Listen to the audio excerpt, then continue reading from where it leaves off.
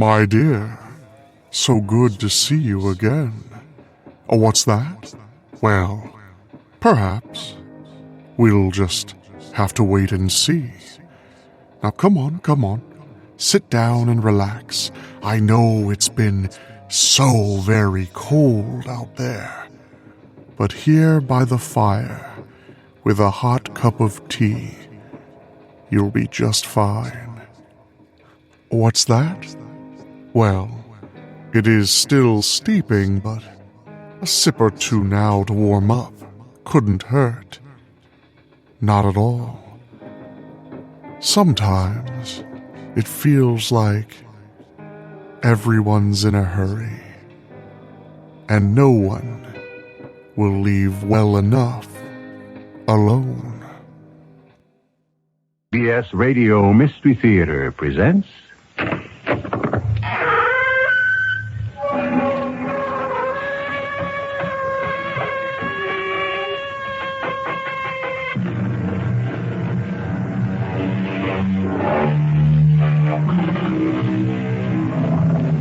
Come in. Welcome. I'm E.G. Marshall. Diamonds, they say, are forever, and are therefore the most lasting of all declarations of love. However, being human, it is unfortunately true that our sentiments, particularly our amorous ones, are frequently subject to change without notice. Therefore, what does a poor diamond do when its natural brilliance is no longer equaled by the flame of the love that inspired its purchase? It all depends on the diamond.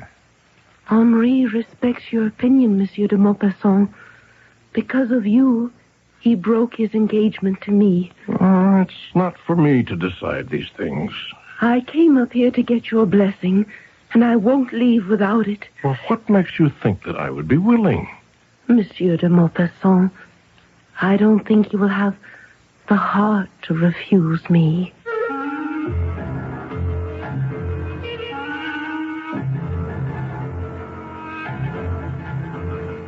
Our mystery drama, Leave Well Enough Alone, was written especially for the Mystery Theater by Sam Dan and stars John Beale. I'll be back shortly with Act One.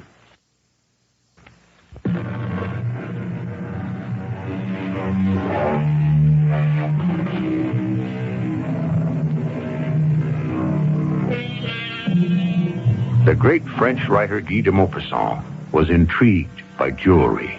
He felt that love for precious stones ranked among the highest of all human vanities. And to him, human vanity was the very staff of his creative life. Indeed, de Maupassant's The Necklace is probably the greatest short story ever written. Not quite so well known is another de Maupassant tale that deals with valuable gems. And just as intriguing as the story itself is de Maupassant's account of how he came to write it. That year, I was living at 81 Rue des Capucines. My second-floor apartment faced the rear. Monsieur Henri Lontin occupied the rooms to the front. He was a snug little man who held a snug little clerkship in some snug little government bureau, and he enjoyed a snug little income. He was always most polite and pleasant every time we would meet. Good morning, Monsieur de Maupassant. Good morning, Monsieur Lontin. And how goes the art of writing today? Slowly. May I ask a question? By all means. You writing fellows, where do you get your ideas? From life. Life? Oh, the life that flows ceaselessly all about us. Oh. I look at the life that flows all about me, and I don't get any ideas at all. Oh, well, perhaps it's because I'm not a writer, but also because I'm surrounded by rather quite ordinary people. All of us are surrounded by rather quite ordinary people. Indeed, rather ordinary people may provide the greatest inspiration of all. Is that a fact? You mean that a quite ordinary person, such as myself, could provide you with an inspiration for a story? That's possible. And so it would go. He would read my stories when they appeared and compliment me profusely. especially when he didn't understand them. But then, one day, I noticed that he had begun to be somewhat nervous in my presence. He no longer went out of his way to stop for a chat. I wondered if perhaps I had offended him in some way, when he suddenly insisted on treating me to a glass of wine at the establishment on the street. Monsieur de Maupassant, may I ask you a question? Certainly, Monsieur Longtime. What do you think of me? Do I impress you as a somewhat ridiculous person? Oh, no. How would you characterize me? That is, assuming you were to put me in a story. Well, I would say that you are a most industrious sort of man. Intelligent? Friendly? Sophisticated? Pleasant? I'm sure you wonder why I'm asking these questions. Yes.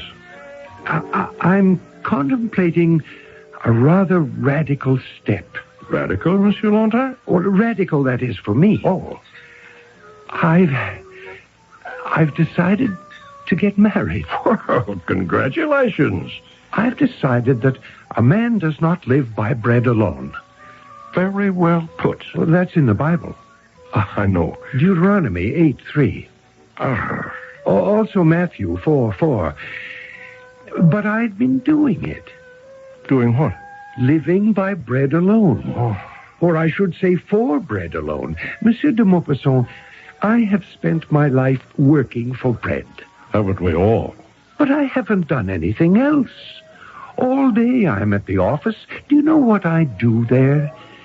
I keep a record of all the ropes, chains, and anchors that are required for the naval base at Toulon. Well, that seems to be a very responsible, important, and certainly a necessary activity. Monsieur de Maupassant, surely as a writer you should appreciate the poetic justice of what I've just said. In what manner? I deal with ropes, chains, and anchors. And these are all commodities whose function is to confine, to hold back, restrict. It seems that all my life I've been restricted to my desk at the office and my easy chair at home. To be alone is to be half alive. Just think of what it means to have a pretty wife who waits for you at home, who greets you with warm kisses and hot soup. It sounds delicious. To share one's life. I wish you the best of fortune in this enterprise, Monsieur Longtime. No doubt you've already decided on the fortunate young lady? No, as yet I don't know who she is, but I've made up my mind to look. I see. I shall now devote my energies to the problem. And I know I shall succeed in my quest. After all, seek and you shall find. That's very crisply stated, Monsieur Longtime. Of course, it's from the Bible. The little man was so sincere, so earnest. His round, honest face shone with such goodwill, one was forced to take him seriously. And every time we would encounter each other in the hallway or on the street, he would always advise me of his progress, or more accurately, his lack of progress. No, Monsieur de Maupassant, she eludes me still. One would imagine there's no shortage of eligible ladies. Eligible, yes. Special, no. And in what way must she be special?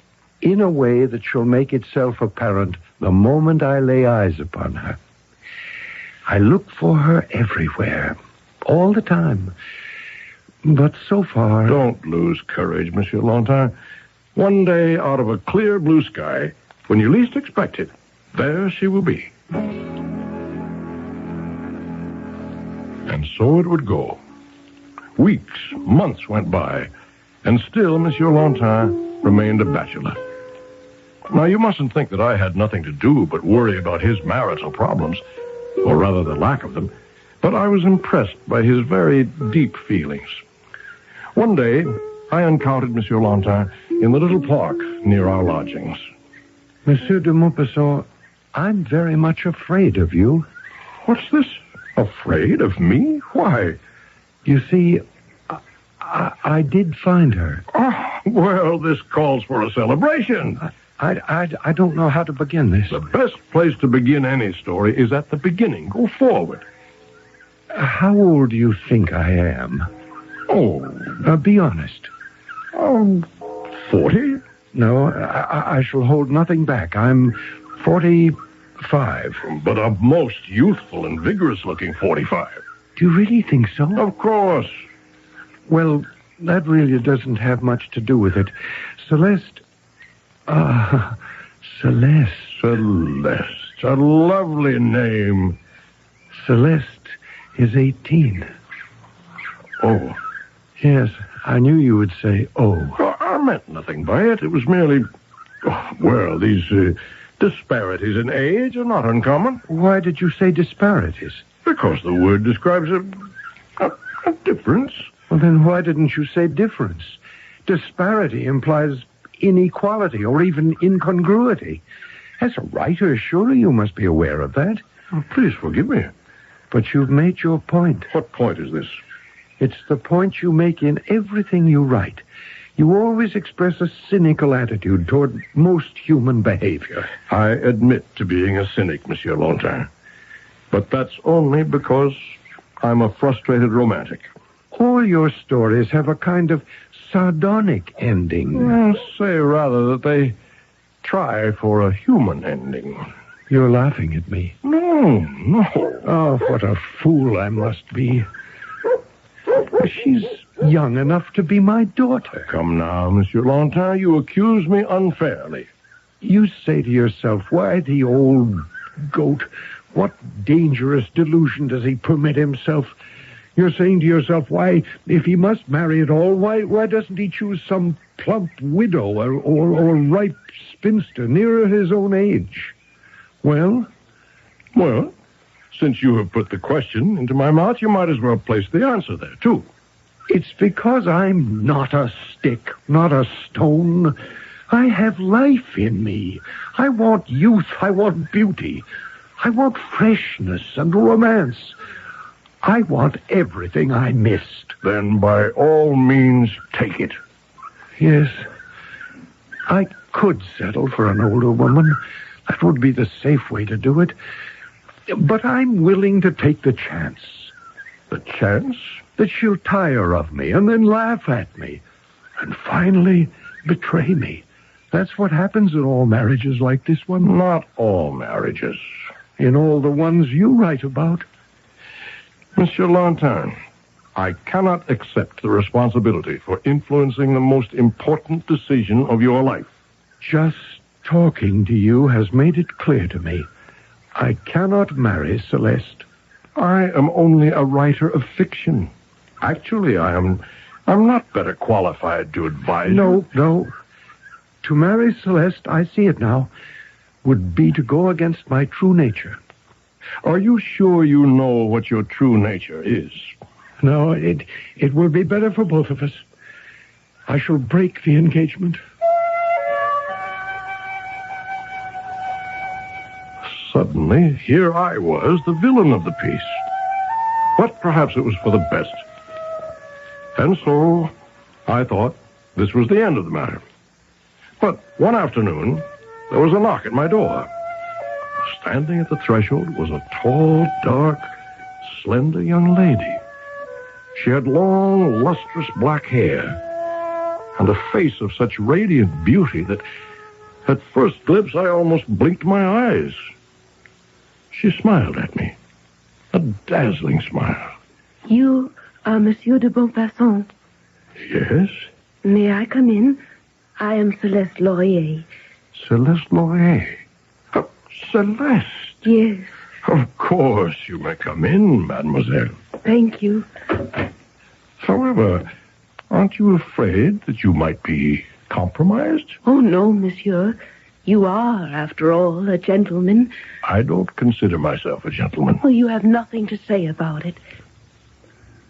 You're tuned to WBBM in Chicago. Gentlemen are born. They cannot change their essential natures. I'm sure you haven't come here to talk about me. Ah, but I have. Why? Because I wish to marry Monsieur Henri Lantin. And what have I to do with it? Everything. I'm afraid you're making a mistake. No, Henri worships you. Oh, No. But to him you are the font of all wisdom. He broke our engagement because you disapproved. I assure you, mademoiselle, I did not disparage the idea. Neither did you endorse it. However, let us consider. Because of you, he ended the engagement. And because of you, he can renew it. Because of me? How? All you need do is give the idea your blessing. But, mademoiselle, it is not for me. I came up here with every intention of receiving your blessing. I shall not depart empty-handed. What makes you believe that I... Monsieur de Maupassant, I don't think you will have the heart to refuse me.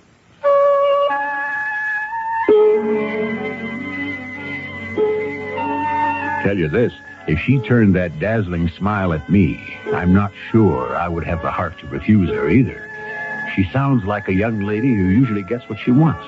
But this time, of course, her adversary is the great Guy de Maupassant. But what does that have to do with anything? Aren't writers just as easily seduced as anyone else? I'll be back soon with Act 2.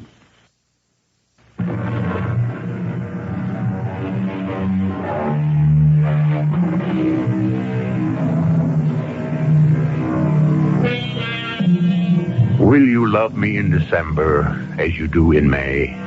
This sentiment is part of a popular song written by, of all people, a former mayor of New York City. But what if we have May and December to begin with? May and December. On the face of it, this does not sound like a promising couple.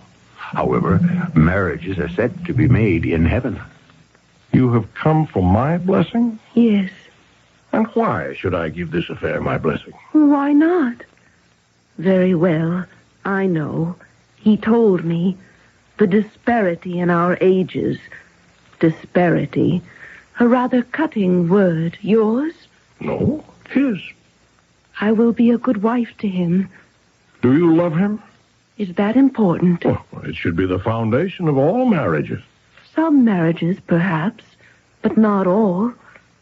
Besides, he has no right to expect love from a girl of 18. Why not? Well, isn't that rather presumptuous for a man of 50? 50? Well, that surprises you. No, mademoiselle. Nothing surprises me anymore.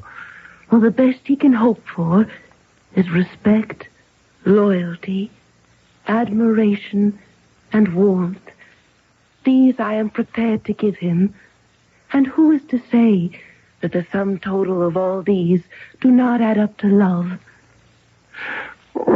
Why, mademoiselle, are you prepared to do so? Because he shall save me. I don't understand. From what? A young woman of your most spectacular attributes. I should think thousands of men would be at your feet. In a word, why settle for Henri Lanterne? Oh, if I were a character in one of your stories, how well you would understand me. My father was a country physician. He had a heart for all the world. He took his fees in potatoes and pumpkins. He died penniless. I have no dowry. But these days, that's no longer the impediment it used to be. My poor mother has not been swamped with offers for my hand. Setting love aside, the sensible people marry for practical reasons. But once again, why Henri Lanterne? The truth, monsieur? He is the only one who has ever asked me.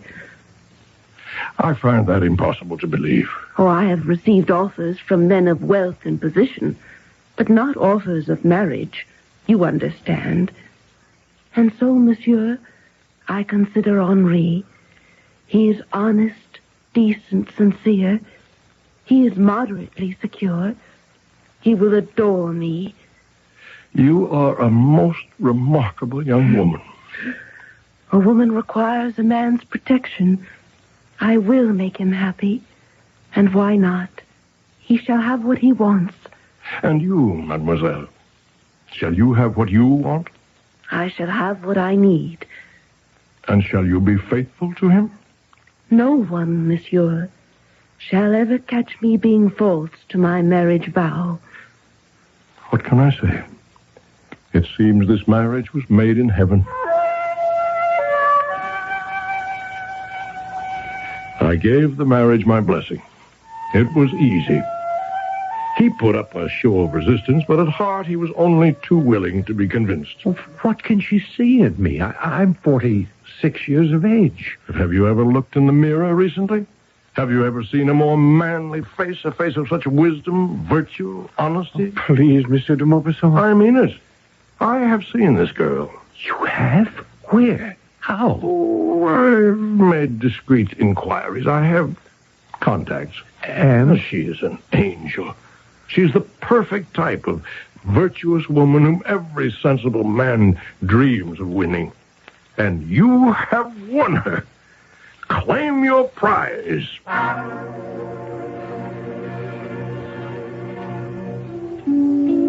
They were married shortly after. He was unspeakably happy.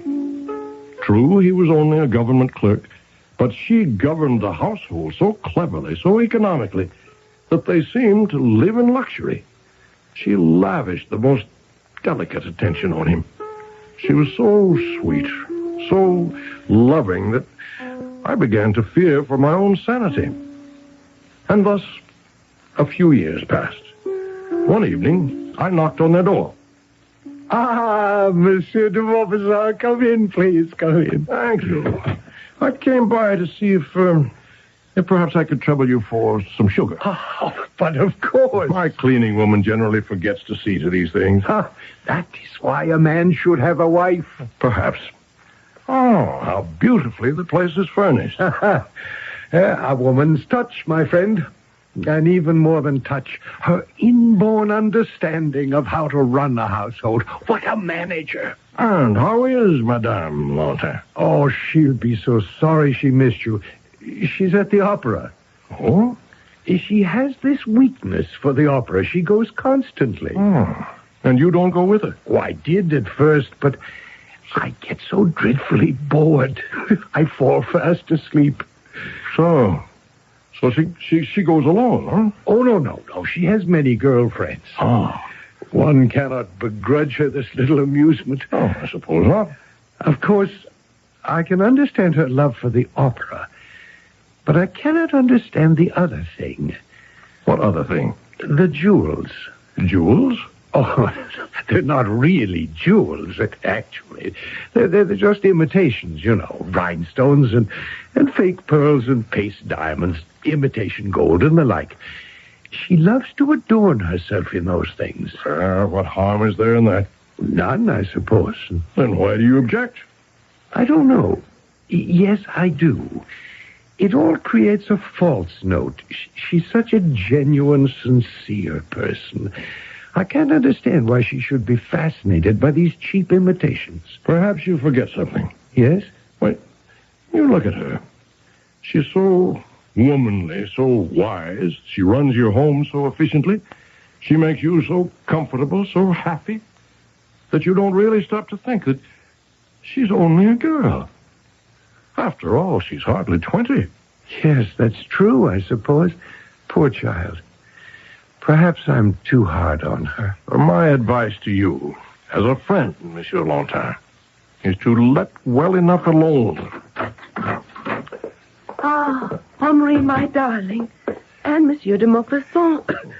Good evening, Madame Lantin. I thought you'd gone to the opera. I left early.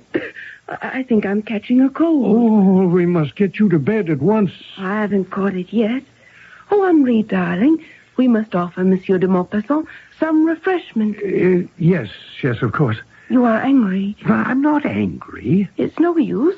I can tell when my darling Henri is displeased. My dear, I am not in the least bit. Ah, then, you refuse to tell me. Well, look at you, all that cheap jewelry. Oh, but I love jewelry, and I'm so fond of these little baubles. It's my only weakness. But, my dear Celeste, Please, don't be cross with me. She gave him a look of such tenderness, and he returned it with a look of such love and longing, that I sensed immediately this was a scene that called for two people, not three. I mumbled an excuse and took my leave. A few evenings later, there was a knock on my own door. Monsieur de Maupassant, are you engaged this evening? No, come in. I wonder, my good sir, could you accompany me to the opera? The opera? I thought you found it a place for sleep. I'll confess. I need the services of a friend. Who else can I ask but you? Sit down. Oh, what's the trouble? Read this note.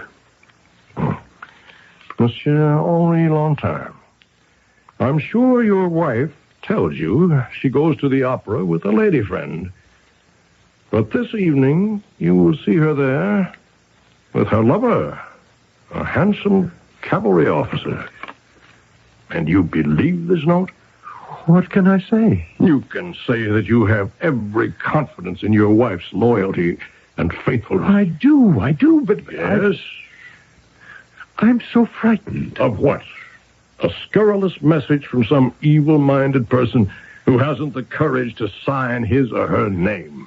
What would you advise me to do? Tear it up and forget it. I love her so much, and I'm so afraid. Monsieur Longtime, I advise you to leave well enough alone. Someone is jealous of your happiness. I must know. Don't you know now? Don't you know in your own heart that she's innocent? Are you unable to answer that? I believe in Celeste as I would believe in my own soul, but... We have a but. This insistence she has for wearing false jewels, how can you explain it? It's a schoolgirl's vanity. But she isn't a schoolgirl. I must know. I must go to the opera tonight. I have said this before, and I'll say it again. Leave well enough alone. Will you come with me? I'd rather not. Please, Monsieur de Maupassant, be at my side. Because if that note is the truth, then someone must restrain me from committing an act I shall regret for the rest of my life. Is it possible that the party might become just a little bit rough? You never know with these French love stories. Well, she's either cheating on him or she isn't. Or can there be a third possibility? One thing you can be sure of, there is a third act.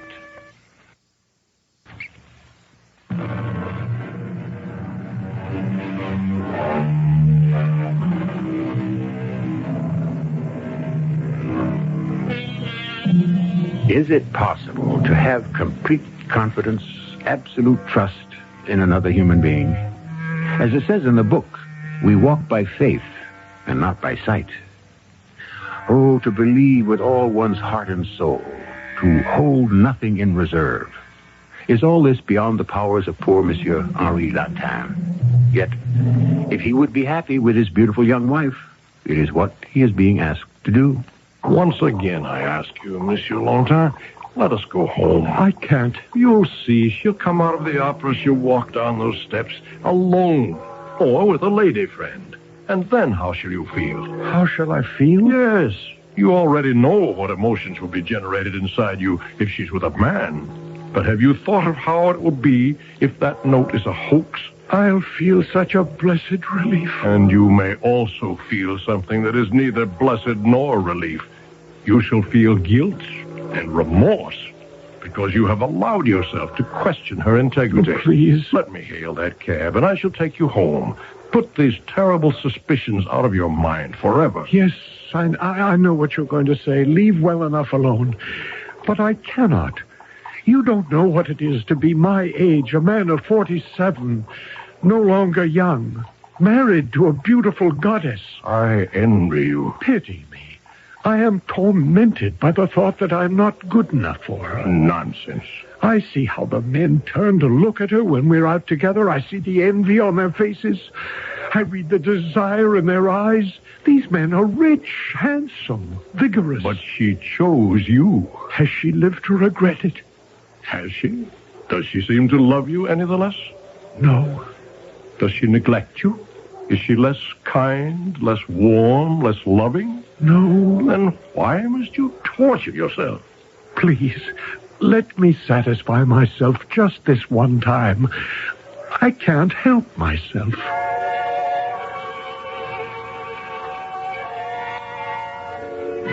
We walked up the steps and into the great lobby.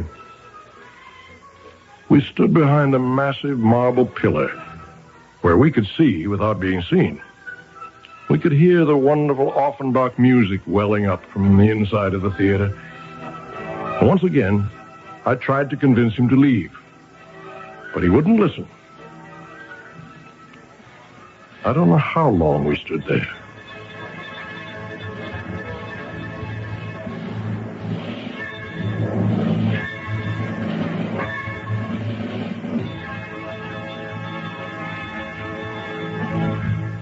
But finally, it was finished, and the hall began to empty out. There was a kaleidoscope of brilliant uniforms, beautiful gowns, and then we saw her. It's Celeste. Alone. Yes, alone. No, she's with that lady. They're coming this way. They mustn't see us. Thank you for your company this evening, Madeline. But I must go right home. I have this little cough. Quick, before she sees us. Is this what you propose to do now? Slink off with your tail between your legs?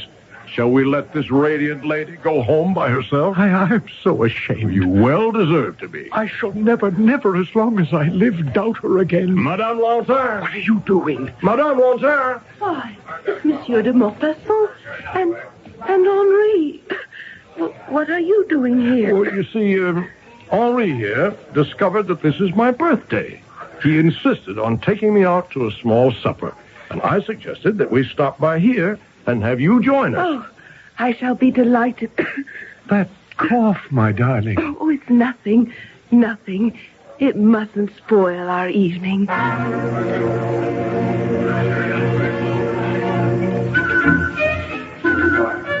It was a modest little supper in a modest little restaurant. But in many ways, it was the most magnificent party of my life.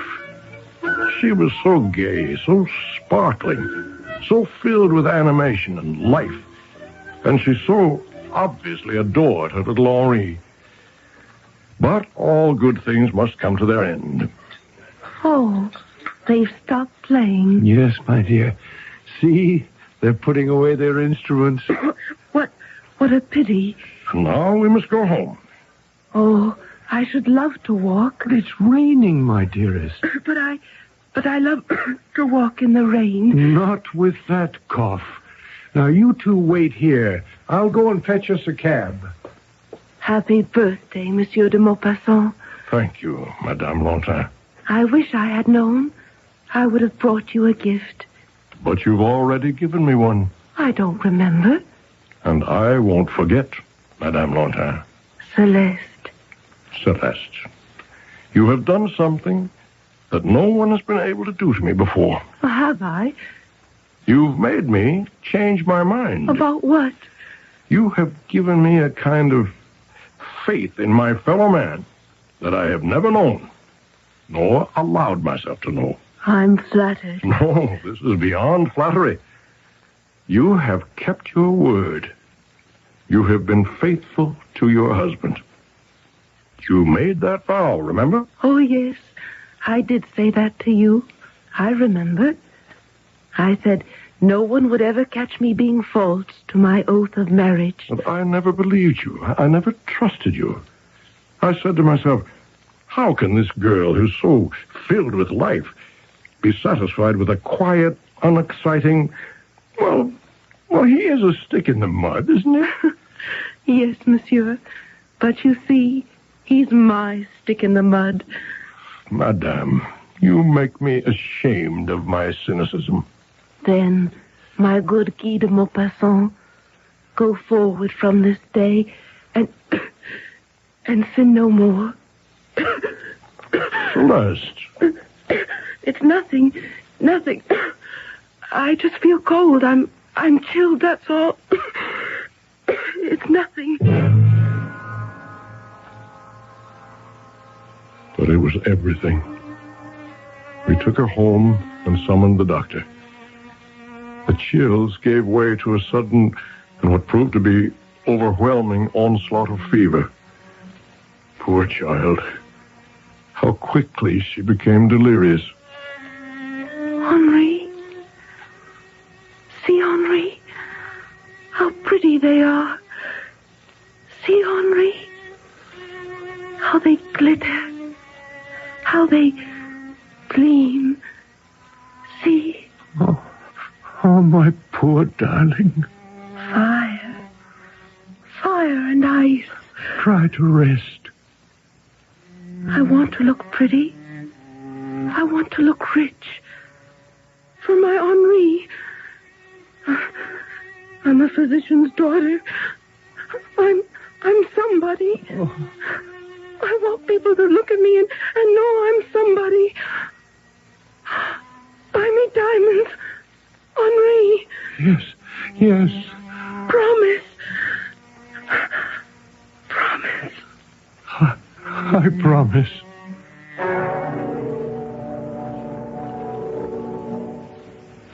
But it was a promise he could never keep. She died the next day. Poor girl. All that life, all that love. Henri was inconsolable. He could think of nothing. He could talk of no one except his poor Celeste. He refused to go anywhere or see anyone, not even me. He did manage somehow to drag himself to the office and go through the motions of his job.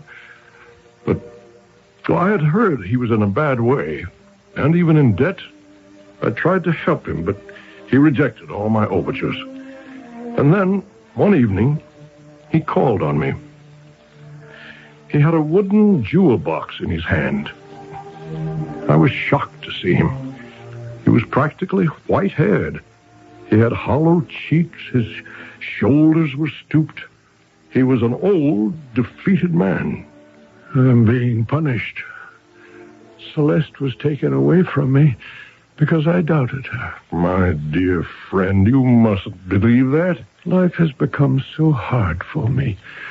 Celeste knew how to spend my money, how to make it last, how to buy wisely.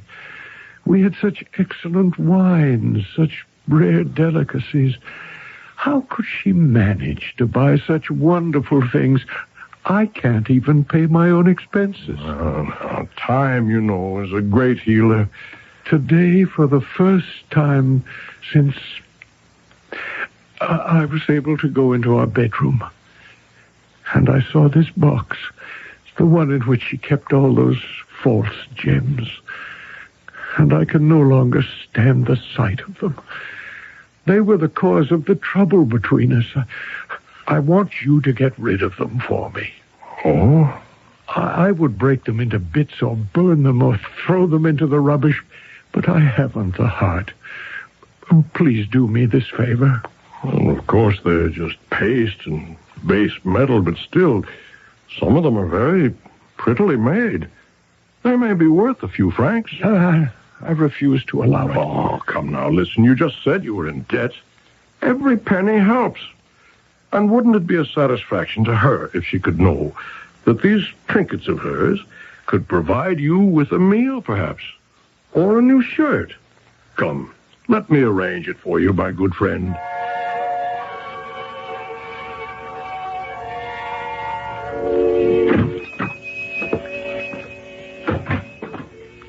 Yes, monsieur. I have here, let me see. To begin with, a necklace. What can you give me for this? May I examine it, please? I know well enough, monsieur, that it isn't really worth anything. This necklace, sir, is worth 15,000 francs. What? What are you saying? But we could not arrange for a purchase unless you can prove it belongs to you. Are you serious? Of course. I know this necklace. I sold it myself. You're crazy. Sir, have you come into my shop in order to question my sanity? No. Forgive me. It's time I question my own. I sold this necklace to a young nobleman, the Chevalier de Ormond. He instructed me to have it delivered to Madame Celeste Lantin at 81 Rue des Capucines. Oh, well, say no more, monsieur. Say no more. On the contrary, I believe it's time to say a great deal. She kept her promise. She didn't promise to be faithful. She said, no one will ever catch me being false to my marriage vows. I salute you, Celeste. You have now restored my true faith in humanity. Sir, I must ask you how you come to be in possession of this necklace. I am acting for Monsieur Henri Lantin, husband of the late Celeste Lantin. Late Celeste? Oh, unfortunately. Oh, I didn't know. I wondered why business had been so slow of late. The rest of this lot, are they also... I recognize them. And were they all purchased by the amorous Chevalier d'Ormond? Oh, no, sir, no. The earrings, I remember, were the gift of Captain Navarrete. The brooch was Duc de Renaudon. The pearls, Major Renard de Bonneval. The bracelets, let me think, it was Monsieur Dufour. No, he bought the tiara. That Russian Count Orloff was the one who... Well, at any rate, I can look this all up for you. No, it won't be necessary. What will you give for all of it? Monsieur, you cannot expect me to give you what I was paid for. A fair price. Save time, trouble, and say, 280,000 francs. 280,000? Very well. Round it off at 300,000. Shop around, sir. You'll find you'll do no better. I accept. Good. And now, sir, a little formality. Have you proof that you are acting for Monsieur Lantin? Has he given you a written authorization? Oh, that might present us with a difficulty. You see, this is a most delicate matter. I hope you understand. Perfectly. It might be awkward if Monsieur Lantin knew that these were actually real gems. Do you perceive the problem? Of course. Well, could you just give me the money? Well, could you assure me that this money will find its way into Monsieur Lantin's purse? Well, let me see how this might be done. Now, what was his brother's name? Eugene.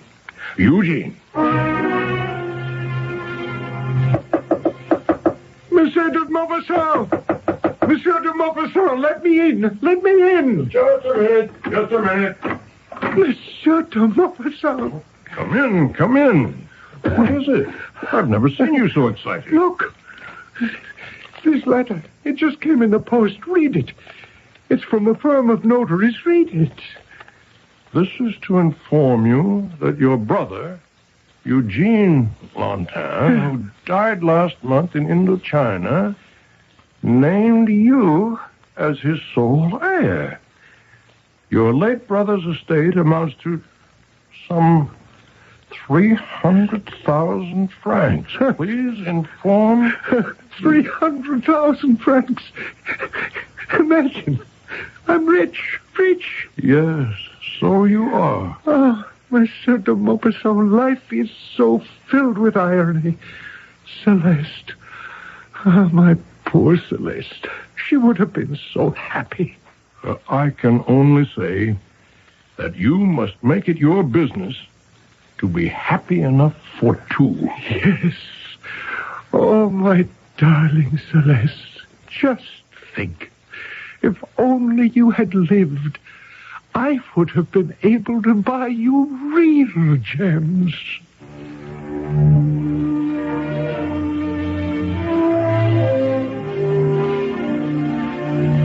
And thus, Monsieur Guy de Maupassant ends his story. And for those who always thought that he did not use happy endings as a rule, remember, most of his stories have reasonably happy endings. And isn't this one about as happy an ending as we have a right to expect? I'll be back shortly.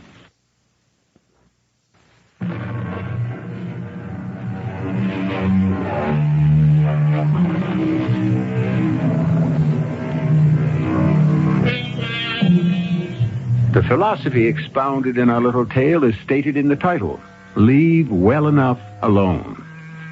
It is perhaps the most consistently disregarded maxim in our language. There are those who cannot live with success, who are made uncomfortable by the smooth progress of everyday affairs. They must always roil still waters, tap on the glass of the reptile cage in the zoo, insist on fixing things that aren't broken. But we shouldn't complain. Without such folk, whatever would we do for stories?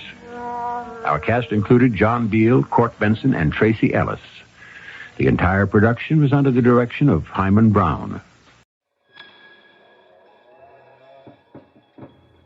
Well, my dear, looks like you've managed to get quite comfortable. Good, good. This makes me happy. Well, I suppose another log on the fire couldn't hurt. It is chilly out there. Now you just kick back and relax. The fire will be roaring in no time. Another pot ready to boil. And us, well, we'll kick back like we're living in the Diary of Dr. Pritchard.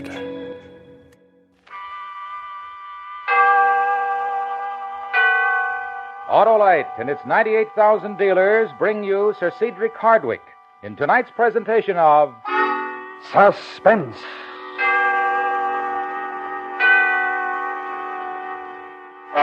Tonight, Autolite presents a story about the most infamous poisoner who ever lived. The Diary of Doctor Pritchard. Our star, Sir Cedric Hardwicke. Land ho, Harlow. Huh? Oh, hi, Mr. McSorley. Why the sailor's salute? Why, in commemoration of that intrepid explorer, Christopher Columbus, whose day is coming. But Autolite Day is here. Is it now? Sure, today and every day, complete Autolite electrical systems, including the starting motor, distributor, generator, battery, coil, wire, and spark plugs, are being installed as original equipment on many leading makes of our finest cars, trucks, and tractors. And every unit and component part is related by Autolite engineering design and manufacturing skill to give the smoothest performance money can buy. Oh, Christopher Columbus had plenty of trouble because he insisted the world was round. Ah, but you'll never have trouble if you insist on Autolite original factory parts for your Autolite-equipped car. It pays because, from bumper to tail light, you're always right with Autolite. And now, Autolite presents transcribed The Diary of Dr. Pritchard, a true story starring Sir Cedric Hardwicke, and hoping once again to keep you in suspense.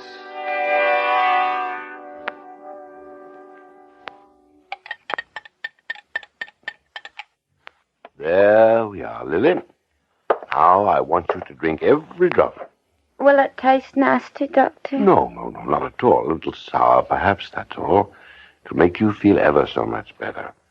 Hold your nose if you like, and mind you, every drop. Come along. Wasn't so bad? Not very nice, sir. Have to take the bitter with the sweet, Haha, naughty girl. Too many treacle tarts, eh? A touch of gastric annoyance. Well, we must be careful of our waistline. Such a pretty waist. I think I'm getting sleepy. Good. Lie down. I'll cover you up. You're so good to me, Doctor. You're a good girl, Lily. You'll be at Tickles. Stop. Good night, Lily. Sleep well. Good night.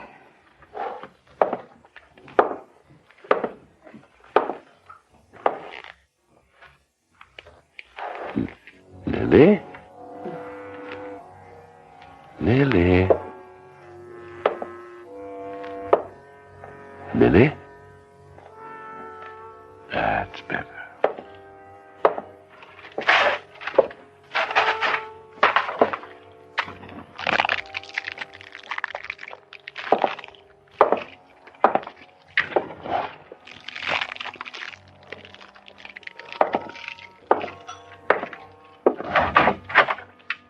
Good night, Lily.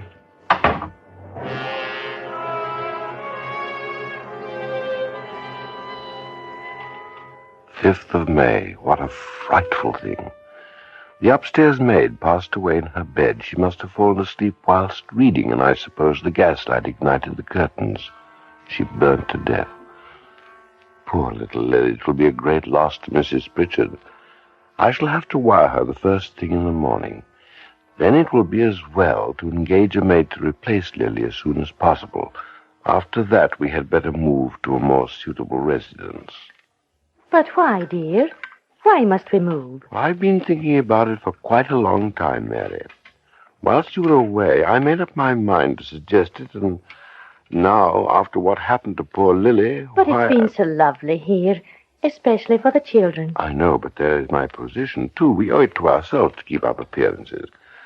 Now, there's a delightful spot in Clarence Place. I'm sure you'll be very happy with it.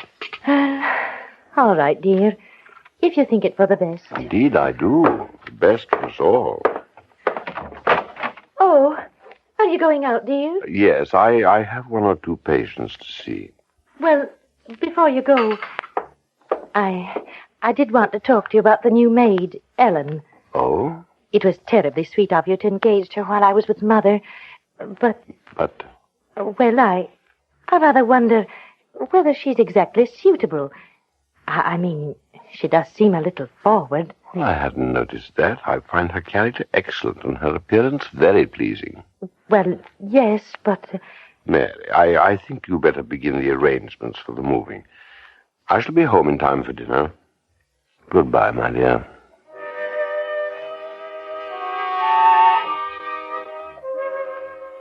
9th of May.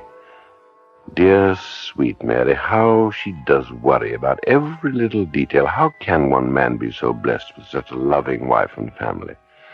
I must provide only the best for them. I do hope that Mary likes the new house. I'm sure that she will once we are settled.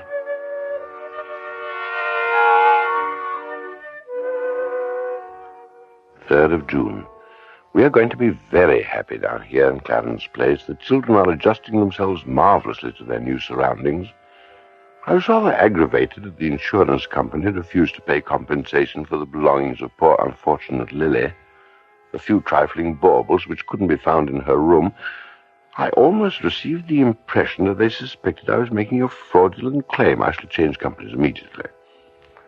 Must remember to prepare tonic for darling Mary. She seems rather tired lately.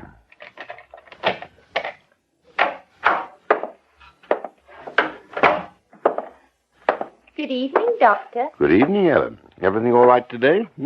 Oh, yes, sir. That's good. And what has cook prepared for dinner? Something I'm sure you'll like, sir. By the way, sir, I forgot to thank you for the pretty things you left in my room the other day. They must have been awfully expensive. Not at all, my dear. You're a very obliging girl. The baubles were nothing at all. Nothing. Where is Mrs. Pritchard? Upstairs, sir. She's not feeling very well. Took a lie down after tea. Dear me, I must run up. Ah, your night off, isn't it, Ellen? Yes, sir. Quite. I should know, shouldn't I? I may have to go out myself later to see a patient. Oh, yes, sir. Right you are, Ellen. Perhaps I can drop you off somewhere.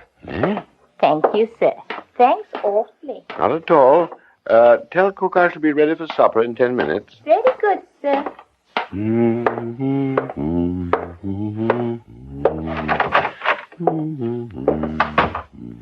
Well, what have we here? Oh, hello, Edward. Oh, now, this will never do. What seems to be the trouble, Mary? And I don't know. I just don't feel well. Nonsense. Have you been taking the tonic? Yes, dear. You know, I think that you're babying yourself. A little, perhaps. Out with it. And I really don't feel at all well, Edward. My head aches and I feel sick. Let's try a spoonful of tonic, Oh, must I, dear? It doesn't seem to really do any good. Now, doctor knows best. There's a sedative in here. Help you to relax. The moving must have been too much for you. I suppose so. Sit up, dear. There. I must take care of my sweetheart, mustn't I? I shall have to go out later. I'll leave instructions with Nurse to put the children to bed. I want you to rest. Yes, Edward. Oh! What, dear? Oh! It's my stomach, I think. Now try to rest. Cook will send you up some hot broth later. I shan't be late.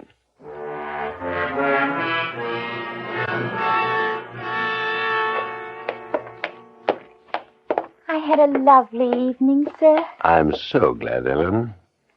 Sir, don't you think that I ought to go round to the service entrance? Of course not, silly girl. I walked you home, didn't I? Oh, yes, sir. Before we go in, Ellen, don't you think... Someone will see. No, it's too dark here. Your beard, it tickles. Lord, what was that?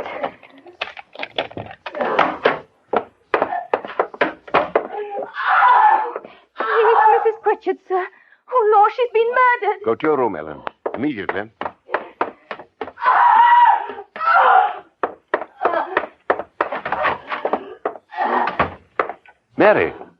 Mary, what's the matter, Mary? Oh, the pain in my... My dear, you wake up the whole house. Do try to control yourself. Oh, what's the matter with me? I'm so sick. Edward, what is it? Or more than likely acute indigestion. Nerves, you know. Edward, I'm frightened. Will I die? Oh, you old girl, you? Oh, you're as healthy as an ox. Now stop worrying. We'll have you fit as a fiddle and right as rain in no time.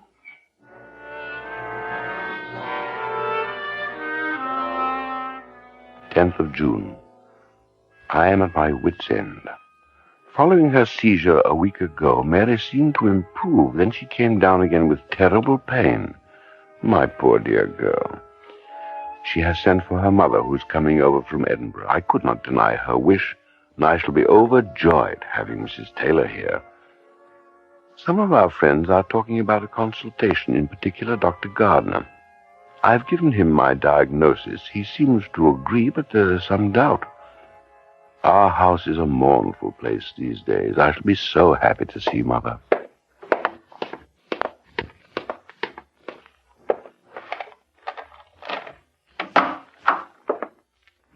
Edward? Hello, Mother. Welcome. Welcome. How is my sweetheart? Your wife is very, very ill, Edward. I want to talk to you about her. Yes? What are you up to, Edward? I beg your pardon? What's the matter with Mary? If I knew, do you think she'd be suffering the way she is? Now, listen to me. I telephoned Dr. Gardner and... This is extremely unethical, Mother. If my daughter dies, that'll be more unethical, Edward. She was perfectly well when she visited me last month. Perfectly. Now she is not. Do you find that unusual? Dr. Gardner doesn't quite agree with your diagnosis. He feels that it's not his place to interfere, but that Mary should have hospital attention. I think that I may be the better judge. I can't force you to listen to Dr. Gardner, Edward. But I'm staying here to look after Mary. Is that clear? If you feel it's your place. I shall be with her day and night. I'm going to prepare her food, everything. Oh, I see. I'm glad that you do, Edward. It'll make everything so much better.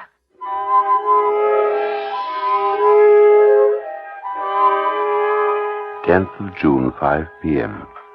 What an extraordinarily good woman is Mrs. Taylor. It relieves me of such a burden. Ah, motherhood. Like a tigress protecting her young. And I would have it no other way. I must do something for dear Mother while she's here. Afternoon, Dr. Pritchard.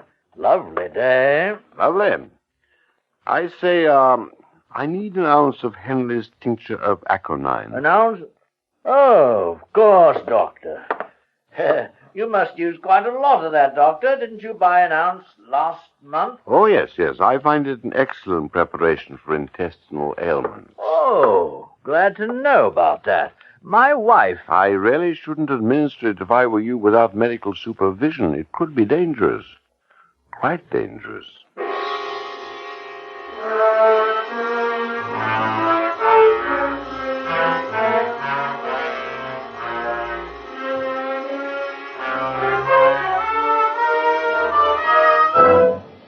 Autolite is bringing you Sir Cedric Hardwicke in The Diary of Doctor Pritchard, tonight's presentation in radio's outstanding theater of thrills, Suspense.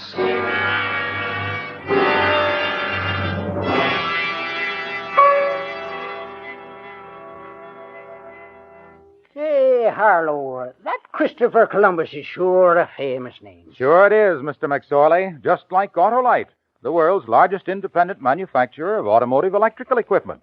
Why, complete Autolite electrical systems are used as original equipment on many leading makes of our finest cars, trucks, and tractors. Columbus was a fine worker, Harlow. So is the Autolite electrical system. It goes to work the instant you turn on the ignition, and it keeps working every second your car is in operation. It works, too, when you blow your horn, play your radio, turn on your lights, or use your electric windshield wipers. Sounds mighty important, Harlow. And it is.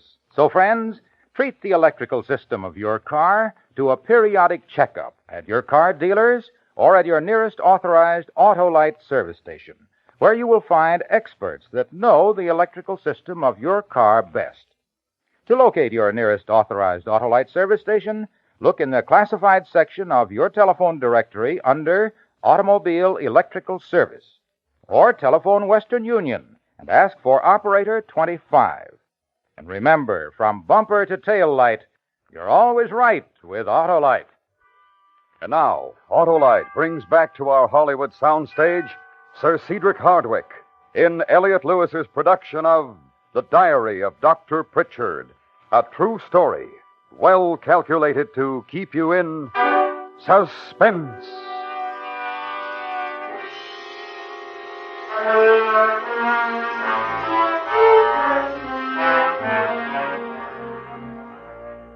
Two days since Mother Taylor arrived, how splendid she has been. She idolizes Mary and doesn't move from her side night or day. I know that she couldn't be in better hands. For a little while, I wondered whether it might not be better to send Mary to hospital, but now I think not. She's already showing signs of improvement. How delighted I am to see the color returning to her cheeks. And how is the patient today? Oh, I feel ever so much better. Thank you, Edward. I'm so glad. Edward. Yes, my dear? Give me your hand. Mother has been talking to me about going to Edinburgh with her. Taking the children as well. Has she? Has she? Now I wonder why. Do you think she feels you need a change? I'm not going. My place is with you. We've never spoken much of these things, have we, dear? I don't quite... Well, I mean, here we are, 20 years married. One forgets that, doesn't one? Have you been happy? Have I made you happy? What an odd question. Oh, no, it isn't. I've tried to make Mother see that. She thinks that I'm not happy with you, but she's wrong. She's always been wrong. I love you, Edward. I brought you supper, Mary. Oh. Well, now doesn't that smell nice? Your appetite is improving, my dear. You'll be out of bed in no time. Yes, she will. Thanks to you. Eh, Mother? Are we dining together? I'll be down presently. Good. Don't be long, will you? I'm famished.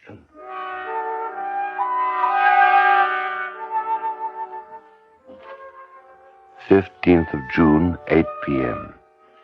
I really believe things are getting better.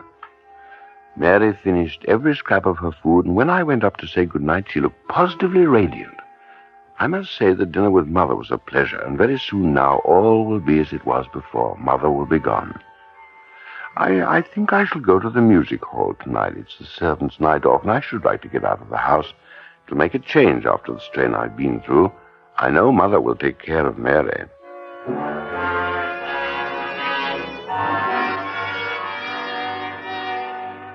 I did what I could, Pritchard. I tried to reach you, but couldn't find you. I'm afraid it was too late anyway. How horrible. What could have happened? I don't know. Catalepsy, do you think, Gardner? The old lady has a history, you know. Yes, it's possible. Was she all right when you left her this evening? Quite. Does Mary know? No, she was asleep. Poor girl. Poor girl. It'll be such a shock. I was on my way over to see how Mary was getting on. Friendly visit. I was alarmed when nobody answered the door, and then Mrs. Taylor somehow manages to come downstairs. Brave soul. I do hope she didn't suffer. She died a few minutes later. She was in great pain, Pritchard. Frightful. I don't know what this will do to Mary. Break it as gently as you can, won't you? Of course. Can I make you a whiskey? No, thank you. No, I'd better be off. Yes. I say, about the death certificate, catalepsy, you think? I'm not sure. It was rather odd, almost as though she had been drugged. Drugged? Oh, yes. Well, that's possible, you know. She had been in the habit of taking pills at night, insomnia, she called it. Not a very good habit, I'm afraid. That might account for it, don't you think? It might. Well, please offer my condolences to Mrs. Pritchard. I'll drop by in a day or two. Awfully kind of you, Gardner. I'll see you to the door.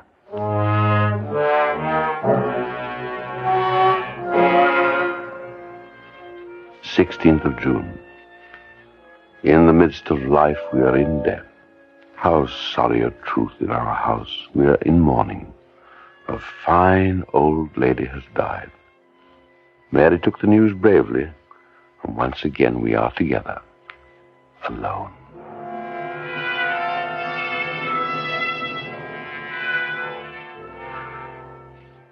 "25th of June. Dr. Gardner made the death certificate and Mother was buried a week ago. I have been so occupied with my practice that I have had no chance of making entries until now. Dr. Gardner has been calling quite often to inquire about Mary. What a thoughtful man. We are fortunate indeed to have such a friend. After the tragic news, Mary has suffered a slight relapse, but it was to be expected.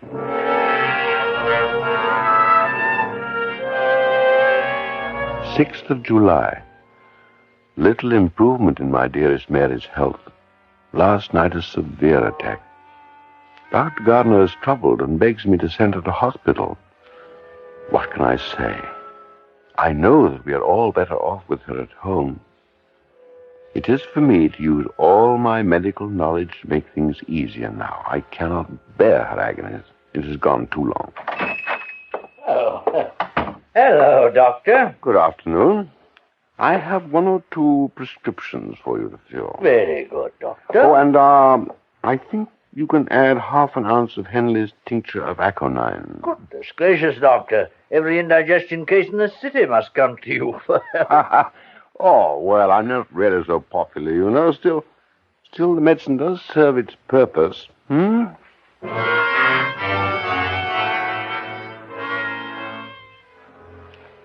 6th of July, 7 p.m. I know my diagnosis is sound. I explained it to Dr. Gardner, and he must have been convinced. The children have gone to their aunts for the holidays. It is much better that way. Ellen has taken an egg flip to Mary. She eats so little nowadays. Dr. Pritchard! Doctor! Oh, dear. Ellen, I have asked you to knock... I'm sorry, sir, but what I gave the madam, I tasted it. Why? Why did you taste it? I'm sorry, sir. She asked me to. It's awful. Burning like I don't think she should have it. It must have been bad or something. I feel awful sick. Go downstairs, Ellen. She oughtn't to drink. It's so relishing. Now, I'll take care of it, Ellen. Go downstairs now. Yes, sir. All right. You only took a sip, didn't you? Yes, sir, but it... Well, ask cook to give you a glass of milk. You'll be all right. I will. How annoying.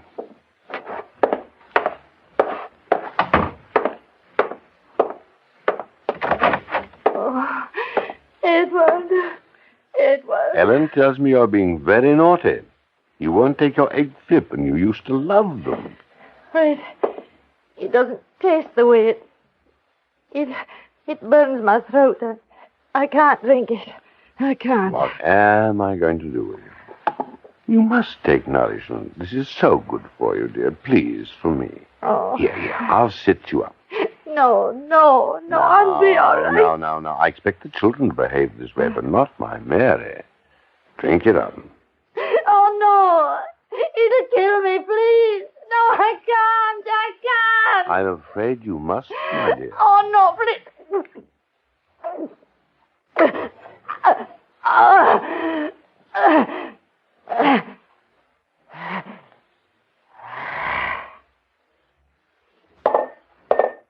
That's a good girl.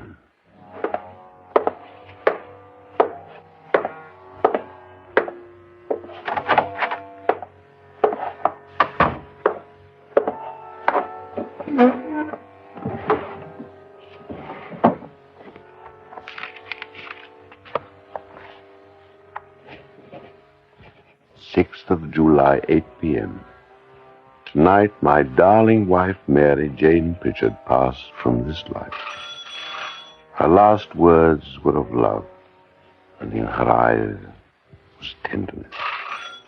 How shall I live without her? What nobility and goodness she possessed. I cannot find words with which to describe my feelings at this moment. I do hope that Ellen is not indisposed. Foolish little thing. She might have been very ill indeed tasting what she did. What a tiny waist she has. And how she loves to stroke my beard. Ah, little Ellen. Dr. Pritchard? Ah. Good evening, Gardner. We've just come from the chemist shop, Pritchard. We know about your purchases there. Really? Tincture of aconite. That's what you used, isn't it? I should have known that's what killed Mrs. Taylor. No, Dr. Gardner, I'll take care of this. Your wife is dead, Dr. Pritchard.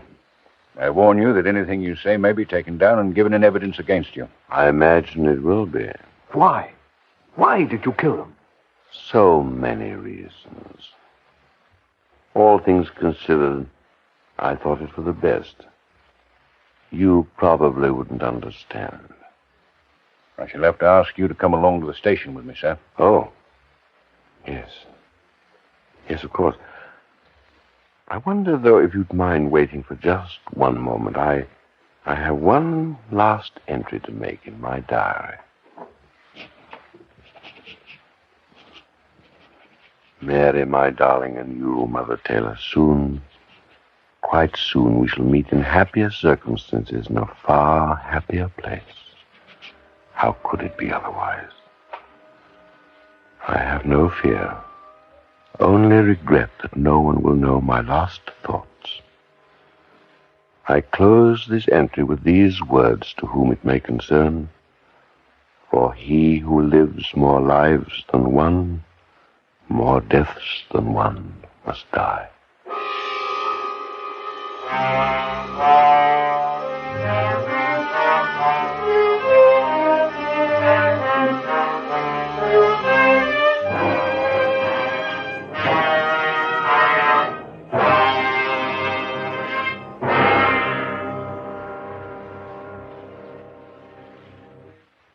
Suspense. A true story presented by Autolite. Tonight's star, Sir Cedric Hardwicke. This is Harlow Wilcox speaking for Autolite, world's largest independent manufacturer of automotive electrical equipment. Autolite is proud to serve the greatest names in the industry. They are members of the Autolite family, as are the 98,000 Autolite distributors and dealers in the United States and thousands more in Canada and throughout the world.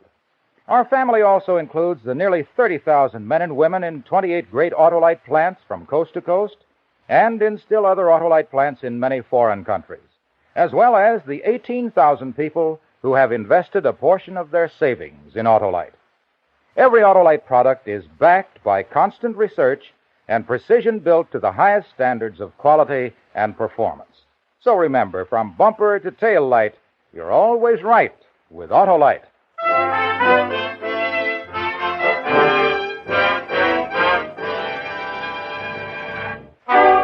Suspense. The Diary of Doctor Pritchard was written for Suspense by Anthony Ellis. Suspense was transcribed and directed by Elliot Lewis. Music was written by Lucian Morowick and conducted by Lud Gluskin. Featured in tonight's cast were Paula Winslow, Alma Lawton, Georgia Ellis, Norma Varden, William Johnstone, Ben Wright, and Joseph Kearns. Sir Cedric Hardwicke may be seen in the fall tour of the first drama quartet's presentation of Don Juan in Hell by George Bernard Shaw. You can buy Autolite electrical parts, Autolite Stay-Full batteries, and Autolite resistor or standard type spark plugs at your neighborhood Autolite dealers. Switch to Autolite. Good night.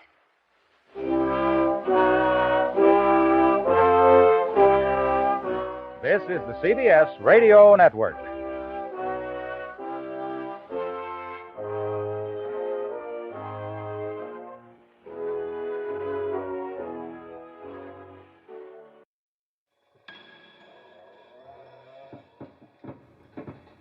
Well, my dear,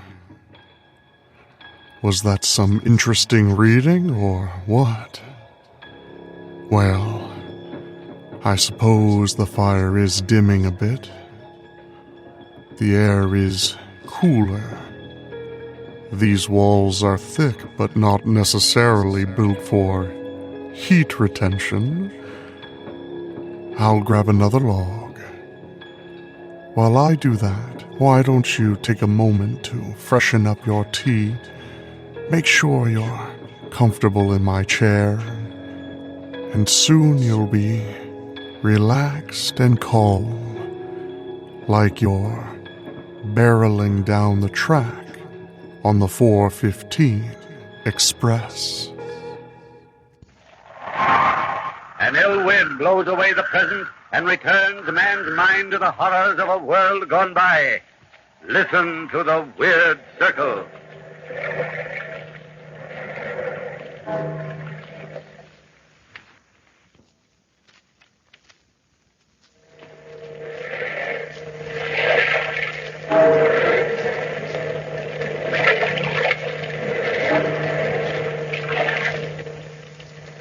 Out of the past, phantoms of a world gone by, speak again the immortal tale, the 4:15 Express.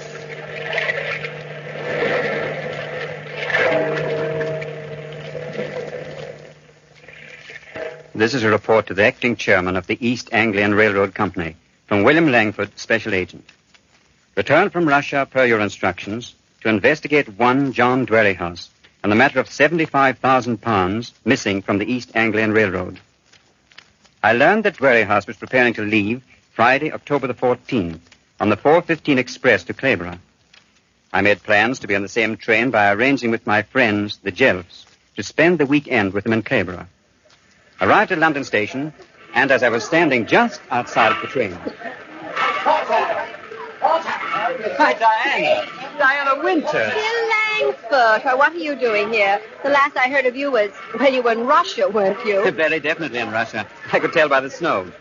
I arrived back in London only last week. Bill Langford, I'd like you to meet my mother, Mrs. Winters. Oh, how do you do, Mrs. Winters? How do you do? Oh, my hay fever. Trains give me hay fever every time. Say, how's the Russian climate for hay fever sufferers? Just about the same as everywhere else. Well, not like London. There ought to be a law against London winters. Where are you headed for, Bill? Clayborough. I'm going to spend the holidays with Pete Jelf at his country place down there. His wife Lydia is in London just now. As a matter of fact, she's supposed to take the train down with me. Do you know her? I met her last winter during the social world. Oh, then why don't you join us in my compartment later? Oh, I'd love to. What compartment will you be in? 42A. Really? Well, what's so surprising about 42A? Well, they usually don't use it. It's supposed to be, you laugh at me, but it's haunted. Nonsense. Oh, ghosts make me sneeze. Tell me, how do you know compartment 42 is haunted? Well, they say a man was killed there 10 years ago. His name was Jones, and his rather angry spiritual self is supposedly lingering around for the purpose of scaring people out of their wits. Oh, that's fine. Just fine. Our compartment's in the same car just up the line. I'll drop in and see you later after I get Mother settled. Yes, do that. Oh, gosh, I hope Lydia makes the train. No, she probably won't. You're so right. Well, if you see the ghost, ask him to stick around. I'd like to meet him. Oh, don't. See you later, Diana. We'd better get in. Goodbye. Well, it's going to be a dreary trip, me and the ghost sharing a compartment. Oh, hello. I didn't know I was going to have a companion in 42A. Something strange about a companion in 42A? No, it's just that I expected to see a ghost. Oh.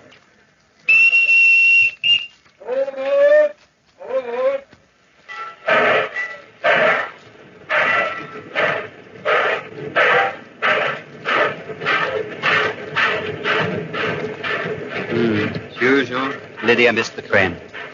I was afraid she would. Did you say something? No, nothing. Oh, by the way, the name's Langford. Bill Langford, sir. And yours? Jones. John Jones. Jones? Jones. Oh? Something the matter with the name Jones? No, is there? No. One meets so many Jones these days. Does one? Yes, one does. Oh. It's just that you weren't very certain of it. I see that you've just come back from Russia. Oh, how did you know that? The labels on your suitcase. I've done some extensive traveling myself. Well, you're very discerning, Mr. Jones. I'm a collector of curios. A hobby, you know. I picked up quite a few interesting things in Russia. Really? Oh, then I have something that would probably interest you that I got there. Oh? It's a gift for a friend of mine. It was an ancient Cossack money wallet, which has now been converted to a cigarette case. Oh, very interesting. Have you got it on you? Yes, of course. It's wrapped up. But I can unwrap it. It's in my pocket. Yeah. Here it is. Oh, say, that's very interesting. May I examine it? Oh, yes, of course you may. Tremendous thing to carry about. The money must have gone in here, in the back flap. Yes, it did.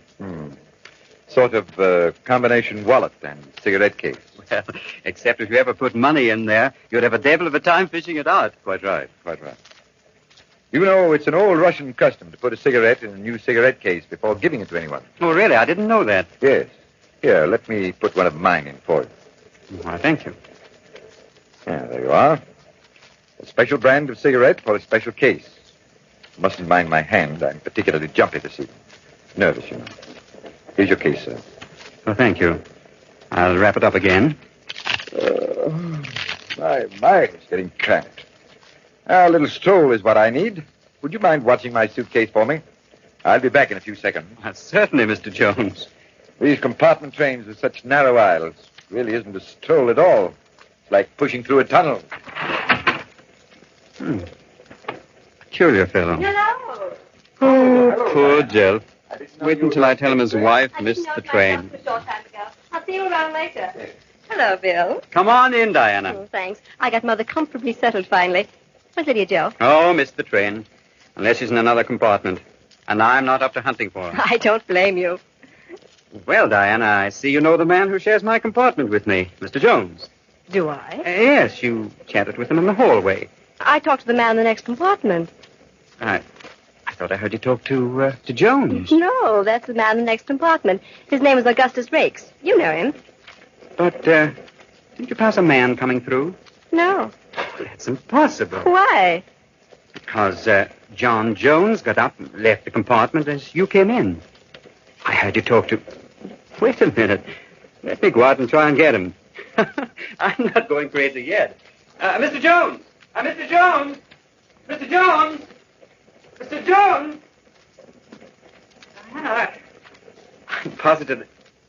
Well, if you don't believe me... Don't get so excited, Bill. If you say he was here, he was here. I might have missed him coming through. But you couldn't have missed him. He left just as you came in. His suitcase is right over my... Well, it was there. I knew it was there. I remember his putting it there. Maybe you saw the ghost. Oh, Bill, how unfair of you. You told me you'd hold him if you found him. Ghost, Diana, I swear... Bill Langford, oh, Bill. Lydia, when did you get in the train? Oh, I almost missed it. It was too dreadful. Oh, that's me every time. Hello, Diana. Hello, Lydia. How are you? Congested. But then everybody's congested this year. It's fashionable. Bill, darling, it's been ghastly, just ghastly. I've searched every single compartment of the train looking for you. Lydia, did you, pass a man on the hall as you came through? I'm married. I mean in this car with a gray tweed suit and red tie, sort of an old-fashioned bowler hat.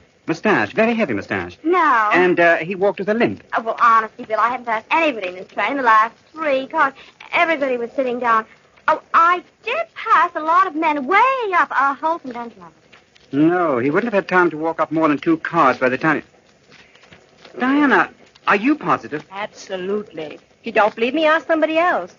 Try Augustus Rakes, the next compartment. I don't mind if I do. Pardon me for a moment, will you? No, I haven't seen you in ages, Diana. Yes, it's been a very long time. Very long. How did you like the season in London last Oh, it was all right. I don't go in much for the social world.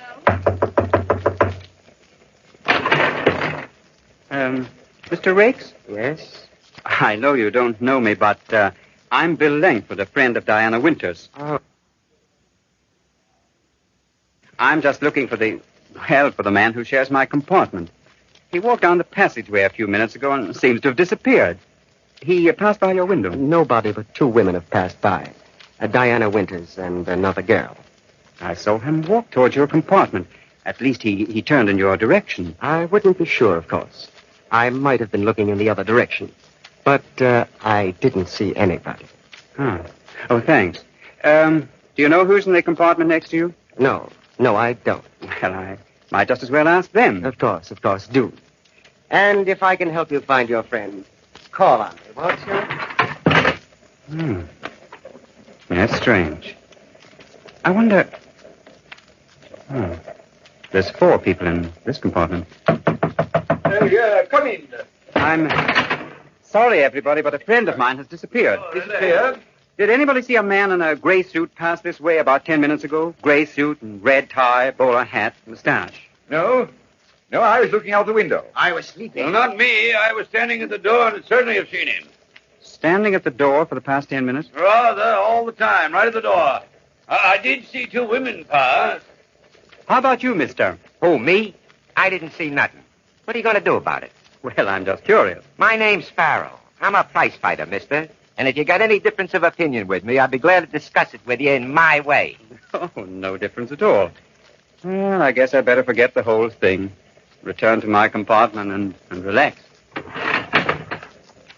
you really think he saw ghosts, Diana? How exciting. How should I know, but I wonder. He was so certain of it, Lydia. Strangest thing I've ever heard. Of course, everybody knows the East Anglian line's haunted. Well, at least that's what they say. Oh, hello, Bill. Find any trace of your ghost? No trace at all. No. He's disappeared from the face of the earth. That is, if he were here at all. Oh, come. You don't believe that story about ghosts I told you? Maybe. Only if John Jones was a ghost, he was the strangest ghost I ever met. And somehow I just don't believe it.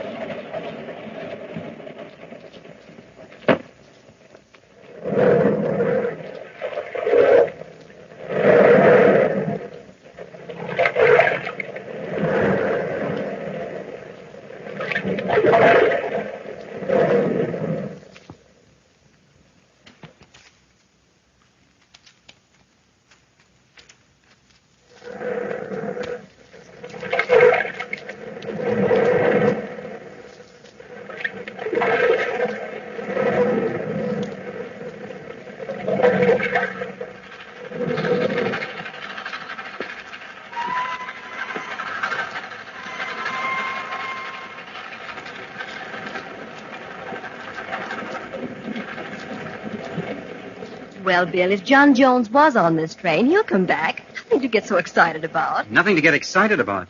The bloke vanishes in front of my eyes, and I'm supposed to be calm? Oh, ghosts are such fun, Bill. And not that I've ever known one intimately, but we had a ghost party last year at the Crossley. Please, tickets. Let me see. Mrs. Jelf in this compartment and a Mr. Langford. I'm Mrs. Jelf. Here you are. I'm Miss Winters. I'm in compartment 3 down the line. My mother has my ticket. Quite so, madam. And about you, Mr. Langford? Oh, here you are, conductor. Have you got a list of reservations in this car? The East Anglian line has a policy of always reserving all seats in advance. Good. Have you got that list with you? Naturally. How many people were supposed to be traveling in this compartment? 2, Mrs. Peter Jelf and a Mr. Langford. I believe that's what I just said. How about Mr. Jones? No, Mr. Jones. There's been only one Mr. Jones on this line. He died in this compartment 10 years ago, and he's been a ghost ever since. Well, I tell you, a very flesh and blood John Jones was sitting with me earlier this evening. Yes, I even got a cigarette he gave me. It's a special brand. I've got it here in my cigarette case. What? In what cigarette case? Right in here, conductor.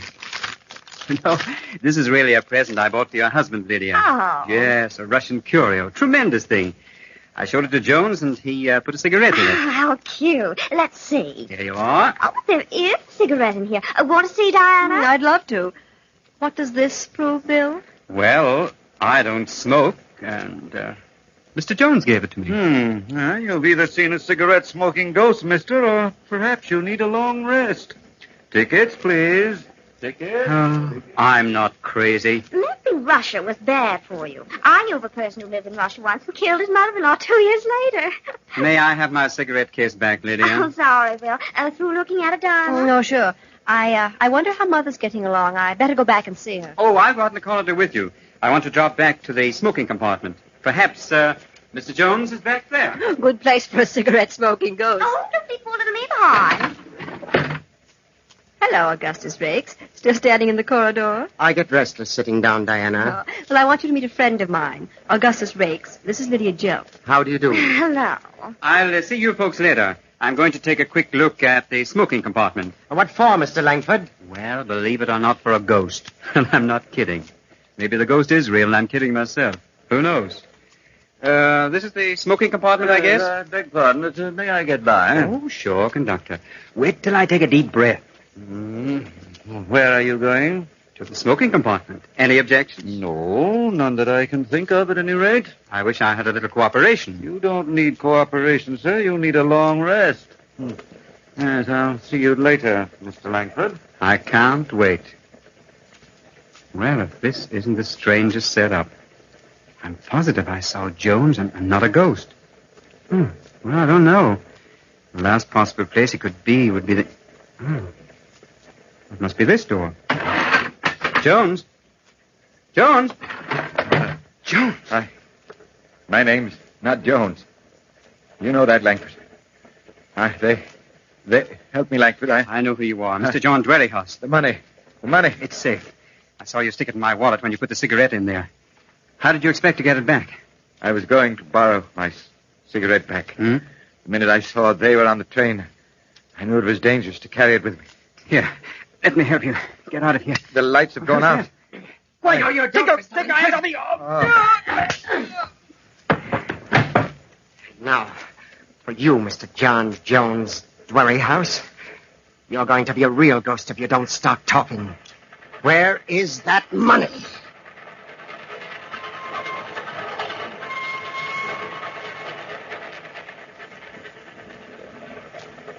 Mother always likes to exercise on trains, Lydia. I wouldn't worry about her. No, I don't like the way people keep disappearing. Your mother and Bill and that girl. Well, if you're so worried about Bill, we'll send the conductor to the smoking compartment for him. I am worried about him. He's not well, that's all. Oh, stop it, Lydia. Wait till I press the button for the conductor. Bill always was a little, shall we say, unsound at times. Hello, Lydia Jelf. Why, Farrell, how nice to see you. Farrell, meet Diana Winters. Farrell's a prize fighter, Diana, and a most exciting one.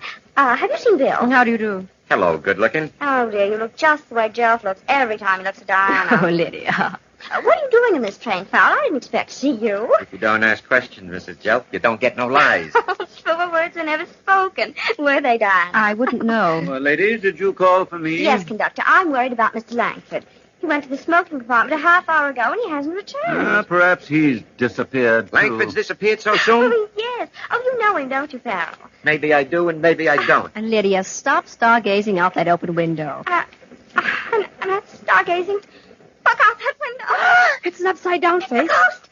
This is the ghost smiling at us from outside. Look, conductor.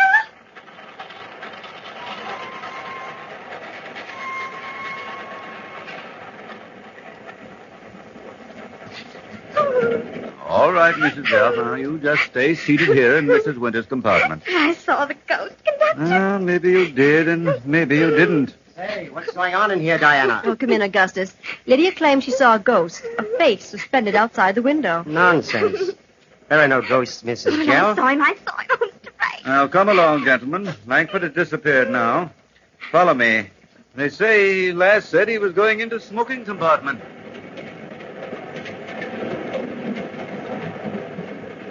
Well, here we are. Now, come in, gentlemen. Oh, Langford. Look, Conductor. Huh? My word. Well, Mrs. Winters. She's dead. Dead as a dormouse. And Langford isn't anywhere around. Langford probably killed her and then skipped off the train. Don't you agree, Mr. Rakes? What makes you say that, Farrell? The window's open. Yes, the window is open. Well, come on, Conductor. Give me a hand with Mrs. Winters. We've got to break the bad news to Diana sooner or later. Yes, quite right, Mr. Rakes. Quite right. I'll help you carry her. Imagine anybody bumping off a nice old lady. Well, whoever did it used a nice long knife in her back. Maybe the ghost. Ghosts don't kill people. They just scare them. Come on, Mr. Rakes. You'll better carry her back.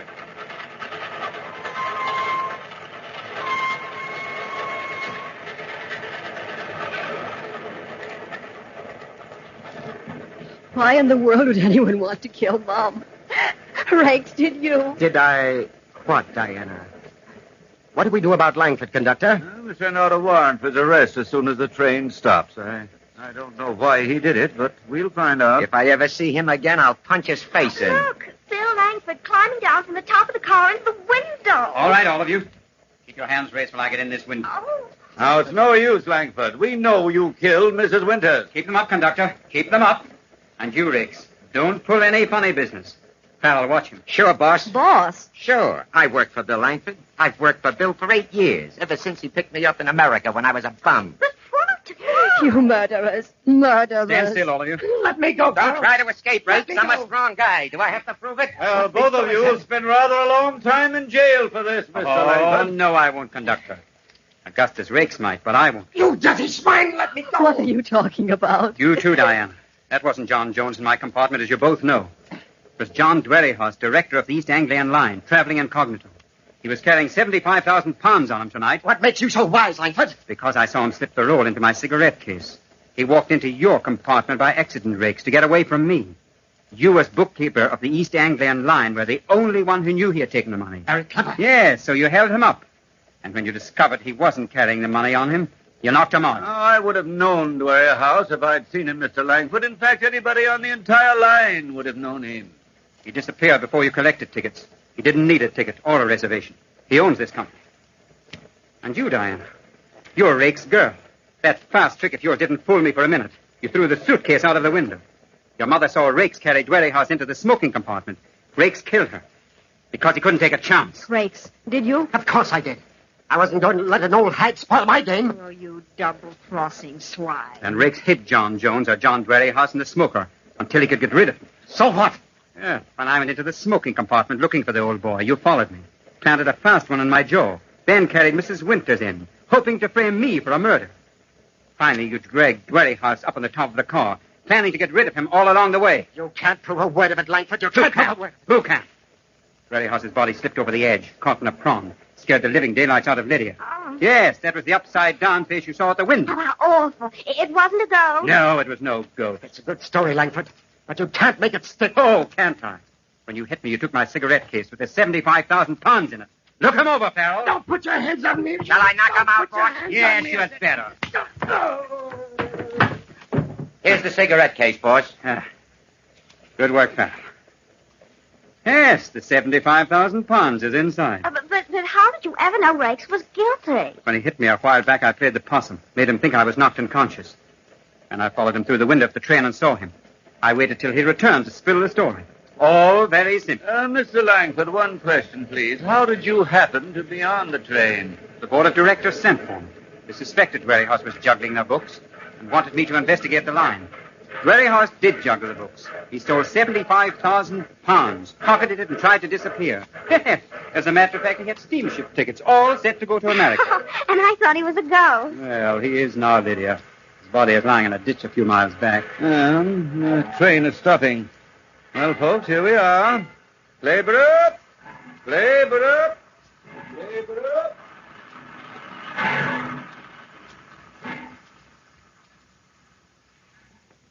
To conclude my report, the train pulled to a stop at Clayborough Station. Augustus Rakes was arrested for first-degree murder, The £75,000 in question was returned as per instructions. Diana Winters was taken into custody. She had been responsible for the entire plan. It was she who had engineered the entire plot, having access to Dwerrihouse's private documents as his secretary. This closes my report to the acting chairman of the East Anglian Railroad. Respectfully submitted by your agent, William Langford.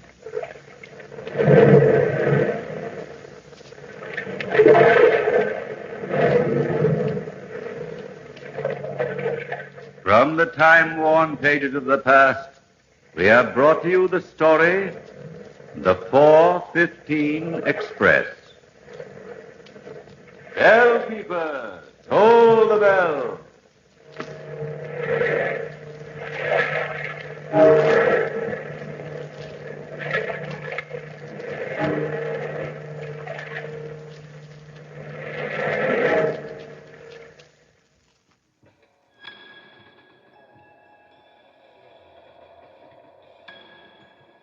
My dear, what do you feel makes value? I'm not sure I know myself, at least not at this particular juncture, but, well, I'm open to ideas. Sometimes I feel like what we're told is worth so much is actually, fugazi. Not really there. Not really solid, transparent and pointless. Almost like you've been paid with a glass dime.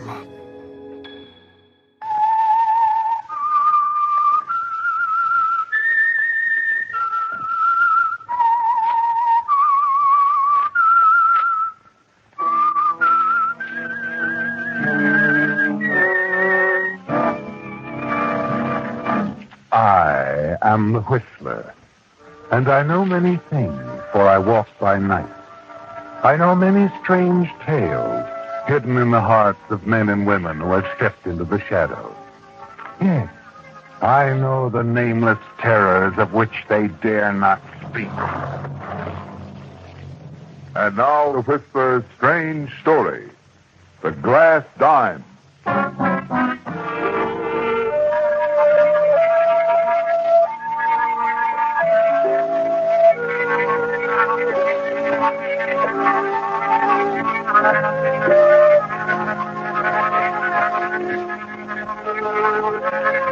It was early evening as Wally Layton stepped out of his office on the third floor of the Drake building, and his mood was anything but cheerful. Locking the door behind him, he stopped for a moment, gazed at the lettering on the glass panel. Walter Layton, Theatrical Agency. A frown crossed his features. And then, shaking his head sadly, sighed and started down the corridor toward the elevator. You whirl at the sound, Wally, and then see a tall, heavy-set man rush out of an office at the end of the hall and come running toward you. Hey, what's the idea? What's going on? Out of the way, you!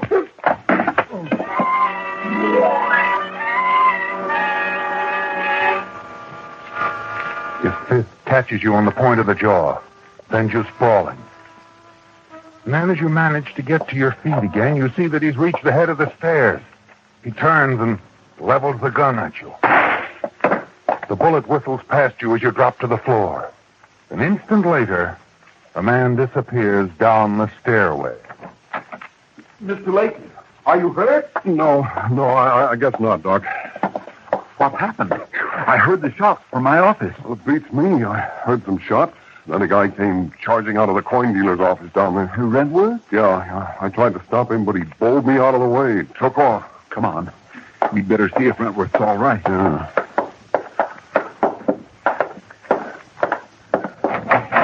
Mr. Redworth? Mr. Redworth, Miss Martin, are you all right? Yes. What happened in here? I don't know. I was in the back room.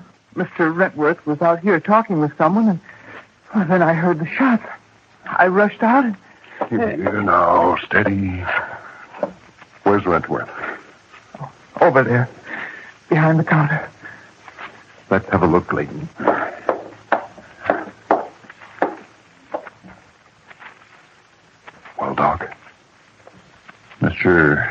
Wentworth is dead. I think you'd better call the police.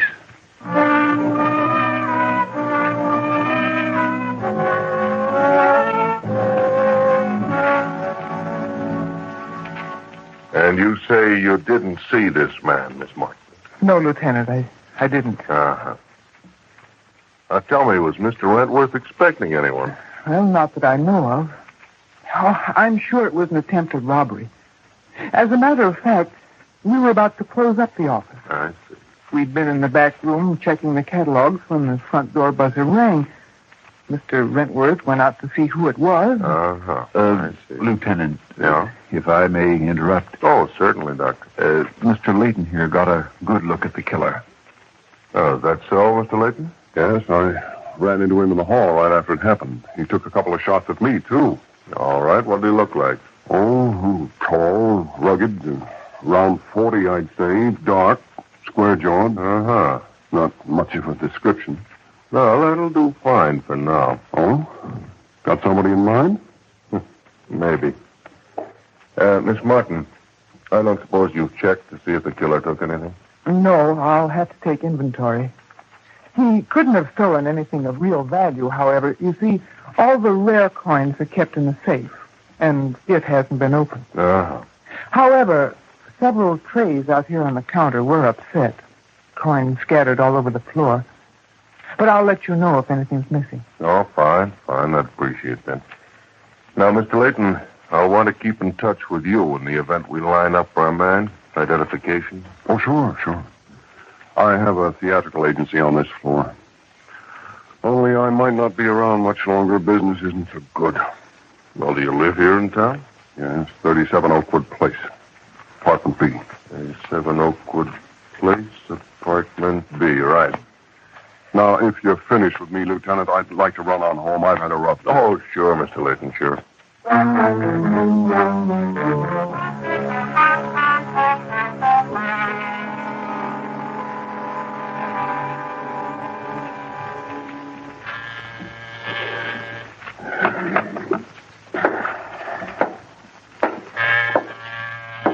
Okay, I'm coming.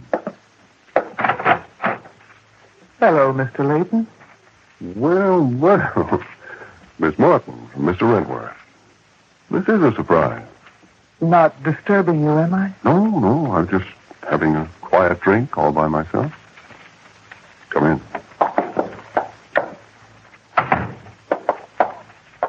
Nice, cozy little apartment you have. Yeah.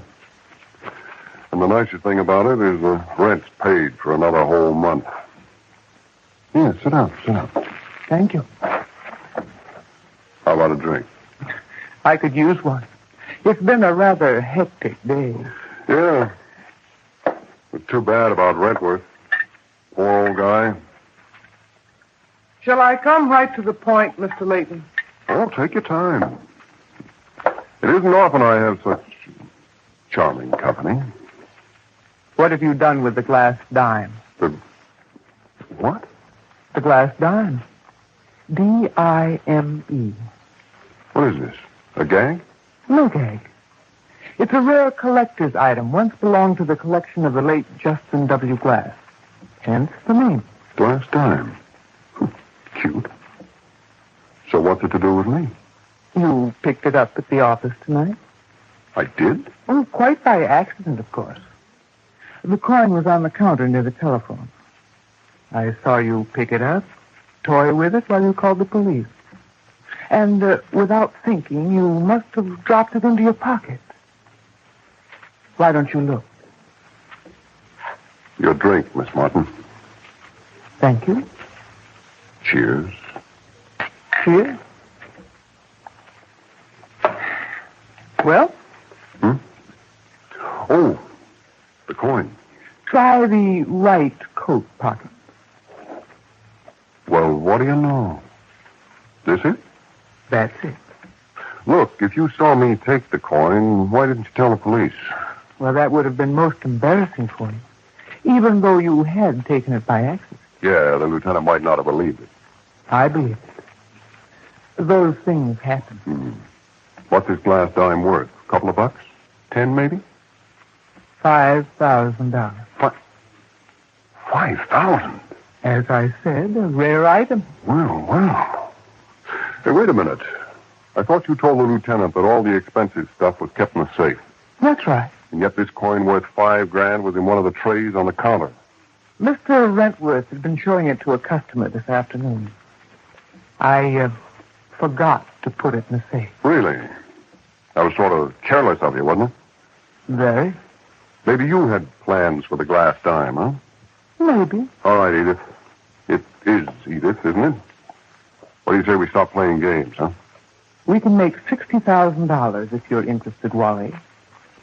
It is Wally, isn't it? 60,000. I thought you said it was worth 5. That's right. But 12 times 5 is 60. I can have a dozen copies of the coin made, and we can peddle them in different parts of the country and abroad. Oh? I know the man who'll do the job. I met him through Rentworth. Oh, he's a real artist.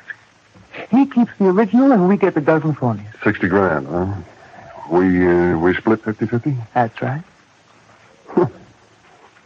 What's the matter? I'm just curious about something. Why cut me in on this? 2 reasons. First, I don't feel safe with the man who's going to do the job. He might double-cross me. He wouldn't dare try anything if I brought my partner along, one with broad shoulders. Okay, that's the first reason. What's the other? Well, let's say I enjoy the protection of a handsome man with broad shoulders. Well, is it a deal? It's a deal, sweetheart.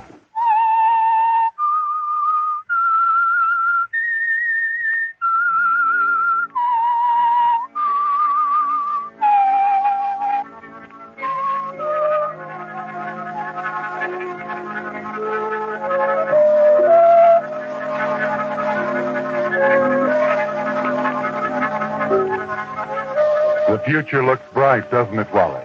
Yes, and all because of the glass dime. A rare collector's item you picked up in Amos Rentworth's office shortly after the coin dealer was murdered. You've made a deal, agreed to a partnership with the exciting, attractive Edith Martin, the dead man's secretary. A deal you hope will net the two of you $60,000. You don't bother to go down to your office the following day. No, you sleep late, and then put in a call to Edith at the coin dealer's. Morning, sweetheart. You mean afternoon, don't you? Just get up? Yeah. Thought I'd take a well-earned rest. I wish I could. I've been busy checking accounts and taking inventory with Mr. Rentworth's lawyer, Beady Eyes Burson. Can he hear you? No, he isn't back from lunch yet. Going to be tied up with him all day? I'm afraid so. Oh. How about dinner with your new partner? Oh, love it. You name it. Pasgetti's. It's in the commercial district. You know the place? Right. 7 o'clock? 7 o'clock. Someone at the door. I'll see you tonight, huh? Bye.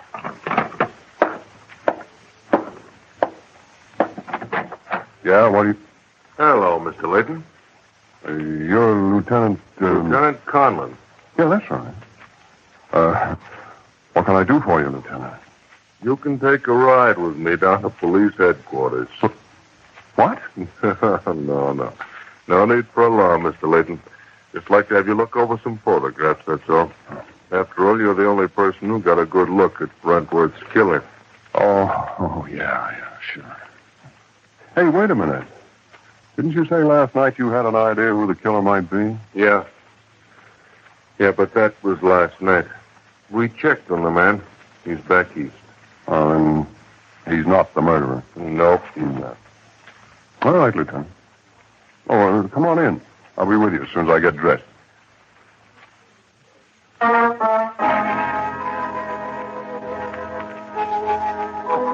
You spend the rest of the afternoon at police headquarters looking over the photographs in the rogues gallery. But you fail to recognize the man you saw running from Rentworth's office.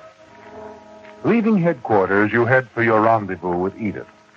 Arrive at the restaurant at 6:30, a half hour early. To kill time, you saw her down the street, looking into one shop window after another.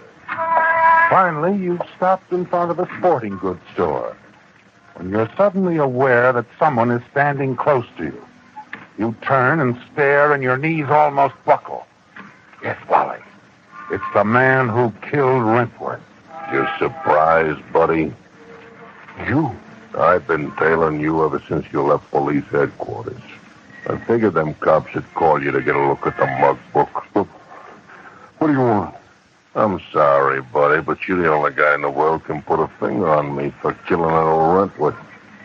So with you out of the way, I got nothing to worry about. Oh, now, wait a minute. I'm won't... sorry, but I can't take no chances.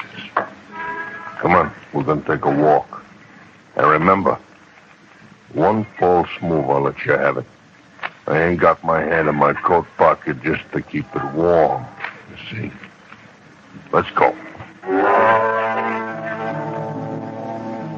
You'd like to run, wouldn't you, Wally? But you can't. You seem rooted to the spot until you feel the gun dig into your side, and then somehow your legs respond. As you move down the block, the killer at your side, you want to yell out to the people in the street. But your throat is dry, paralyzed with fear. And then as the killer leads you into a dark alleyway, you see your chance. A stack of piled-up crates nearby. You step aside quickly and shove him into the crates. As they come toppling down on him, you start running down the alley.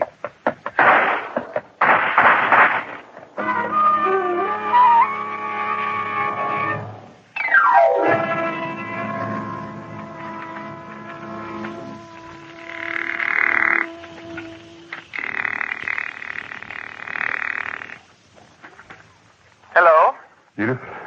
Wally? Oh, hello, Wally. Wentworth's lawyer kept me at the office longer than I expected. I just now got back to my apartment. I'm sorry I'm late, I'm but glad I caught you before you left. Our date's off, Edith. What's the matter? Plenty. I ran into Wentworth's killer. What? Yeah. I was lucky to get away. I lost him in an alley. Wally, where are you now? Union Station. I'll pick you up in 10 minutes. Forget it, sweetheart. I'm grabbing a cab to police headquarters. Police headquarters? Why? Look, my life isn't worth a plug nickel with that killer on the loose. I'm the only one who can identify him. I want protection.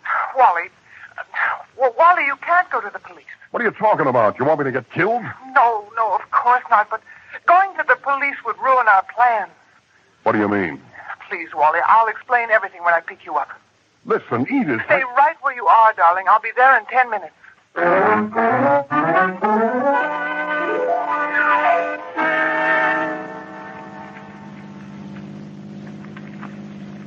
Don't you see, Wally? If you go to the police for protection, they'll put a man to watch you. Us. And we can't have him follow us to Sully's place. Sully? The contact I told you about. The man who's going to make the phony dime. I need you with me, Wally. He won't try anything funny if you're around. Yeah, so in the meantime, I'm a walking target. Sitting duck for a killer. Not for long, Wally. I've made arrangements to see Sully tonight. Tonight? I thought we decided to wait till things cool off a little. We can't wait.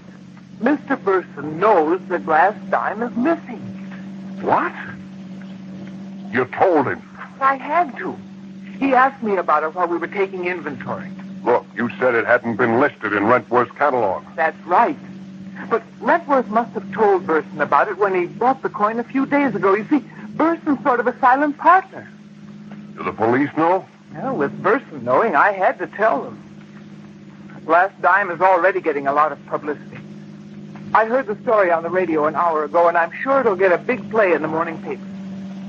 The early editions are probably headlining it. They're on the streets by now. Yeah. All of which means we have a very hot dime on our hands. Look, how will that affect your contact, Sully, or whatever his name is?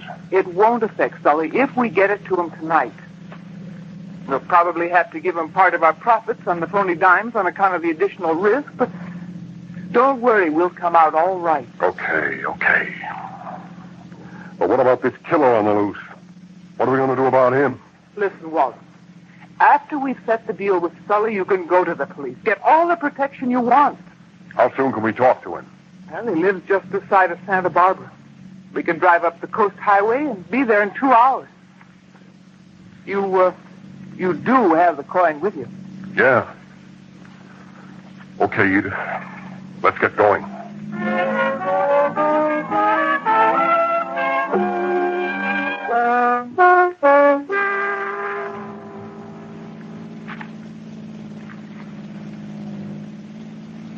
You're kind of quiet, Wally. Oh, sorry. Look, you thirsty? No, I can wait till we hit Santa Barbara. Well, why wait? Life's too short. And who knows if there'll be a cocktail bar as inviting looking as that one up ahead, huh? All right, you've twisted my arm. I'll swing in. Park in the back. All right.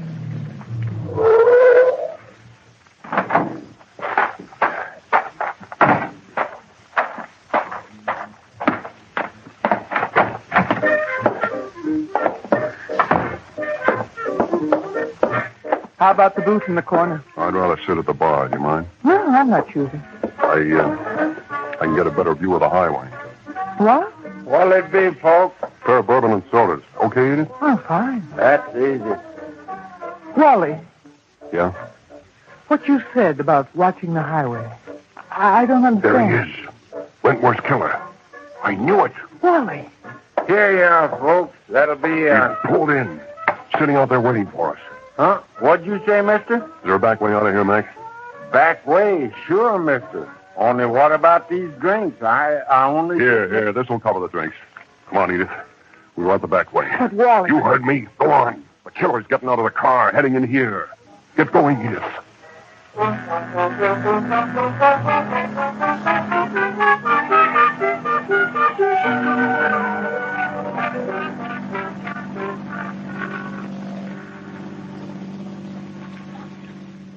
What was it all about, Wally? Why'd we run out like that? That guy who killed Rentworth picked us up again. We didn't get enough of a start. Are you sure? Yes.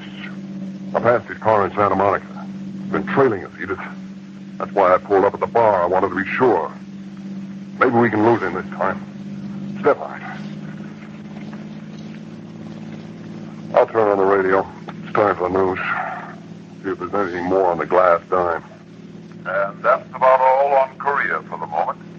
And aside from Senator Watson's speech, which we've already covered, everything was quiet on the political front.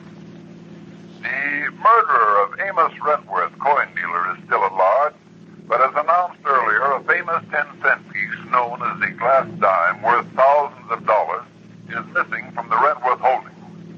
A bulletin just received offers a reward of $1,000 for its recovery. And now, let's take a look at the sports. That's enough. That dime's plenty hot, Edith. It won't make any difference once we get it to Sully. If we get it to Sully. That killer's with us again. He's quite a ways back, but he's gaining on us. Look, there's a side road up ahead. Turn into it. All right, Wally.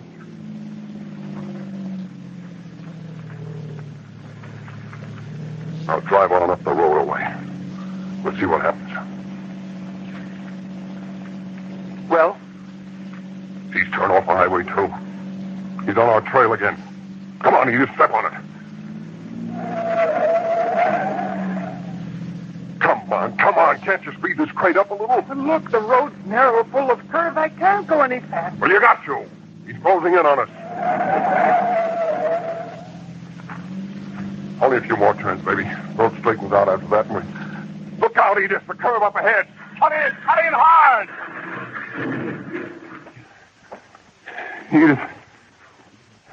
Edith, you okay? Yes, I think so. Come on. We'll have to leave the car. We can't possibly back it out of this ditch. But I can try. No, we haven't time. Come on, we'll head down the ravine. Try to get back to the highway.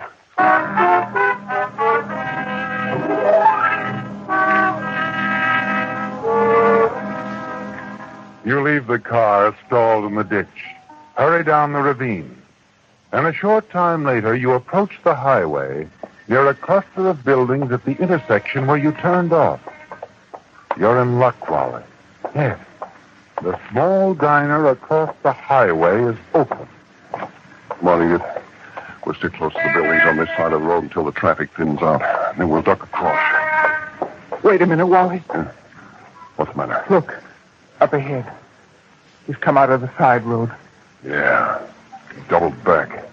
Probably figured we'd try for the highway. He'll see us. Not if we can duck into one of these stores. Here's a little hamburger hut. Yeah, it's closed. Let's go around the back.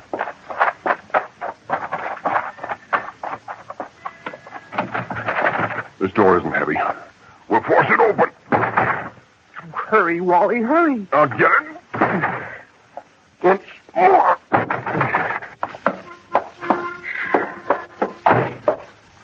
Get out, Edith. You see him?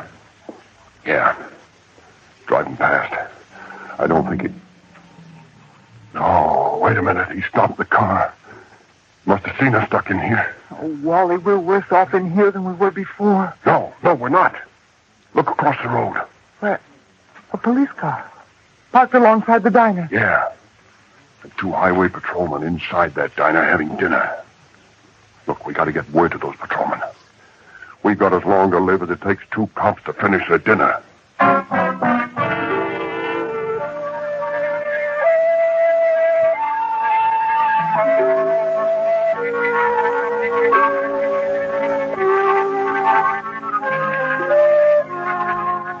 Yes, Wally, the 2 highway patrolmen in the diner across the road are a welcome sight, aren't they? You're certain that as long as they're in the diner, Rentworth's killer will not make a move to eliminate you, the only witness against him. And then the blood almost freezes in your veins as you see the killer step from his car and start walking slowly toward the hamburger hut where you and Edith Martin have taken refuge. Suddenly you realize that the 2 highway policemen, calmly enjoying their dinner, are no hindrance to the killer unless you can somehow get word to them before Rentworth's slayer reaches you. He spotted us, Edith. He's coming toward the hut. But the policeman... They don't know who he is. They're not even looking this way. We ought to phone that diner. Talk to those cops. There ought to be a phone. Oh, there's a payphone. Over there behind the counter. Oh, good. You got any change, Edith? No, I left my purse back at the car. Don't you have any? Just a 4-bit piece, 2 pennies, a couple of bills, and... the dime. You mean the glass dime? Yeah. Oh, no, Wally. Not the glass dime. Not after all we've gone through. Well, it's sad I'd get killed. Besides, we can get it back when they open the coin box. With a $1,000 reward offered? And all the publicity about it? Oh, never, Wally. We'll never get it back. Think, Wally, $60,000. You think. I want to live.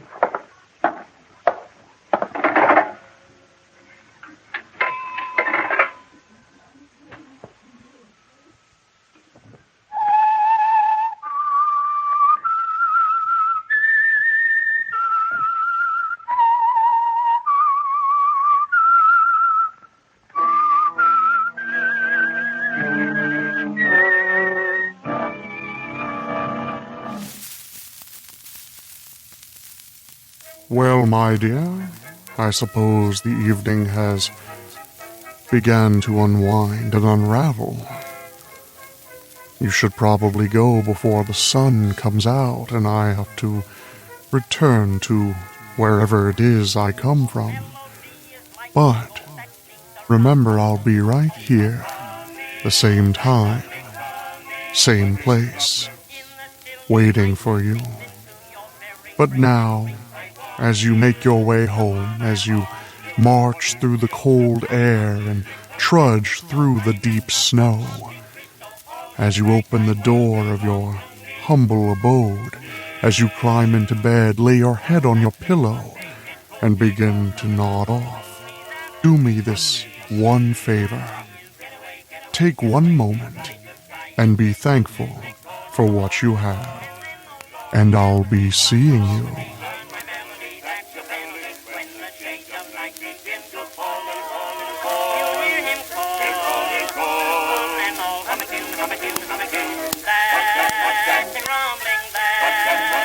Rumbling,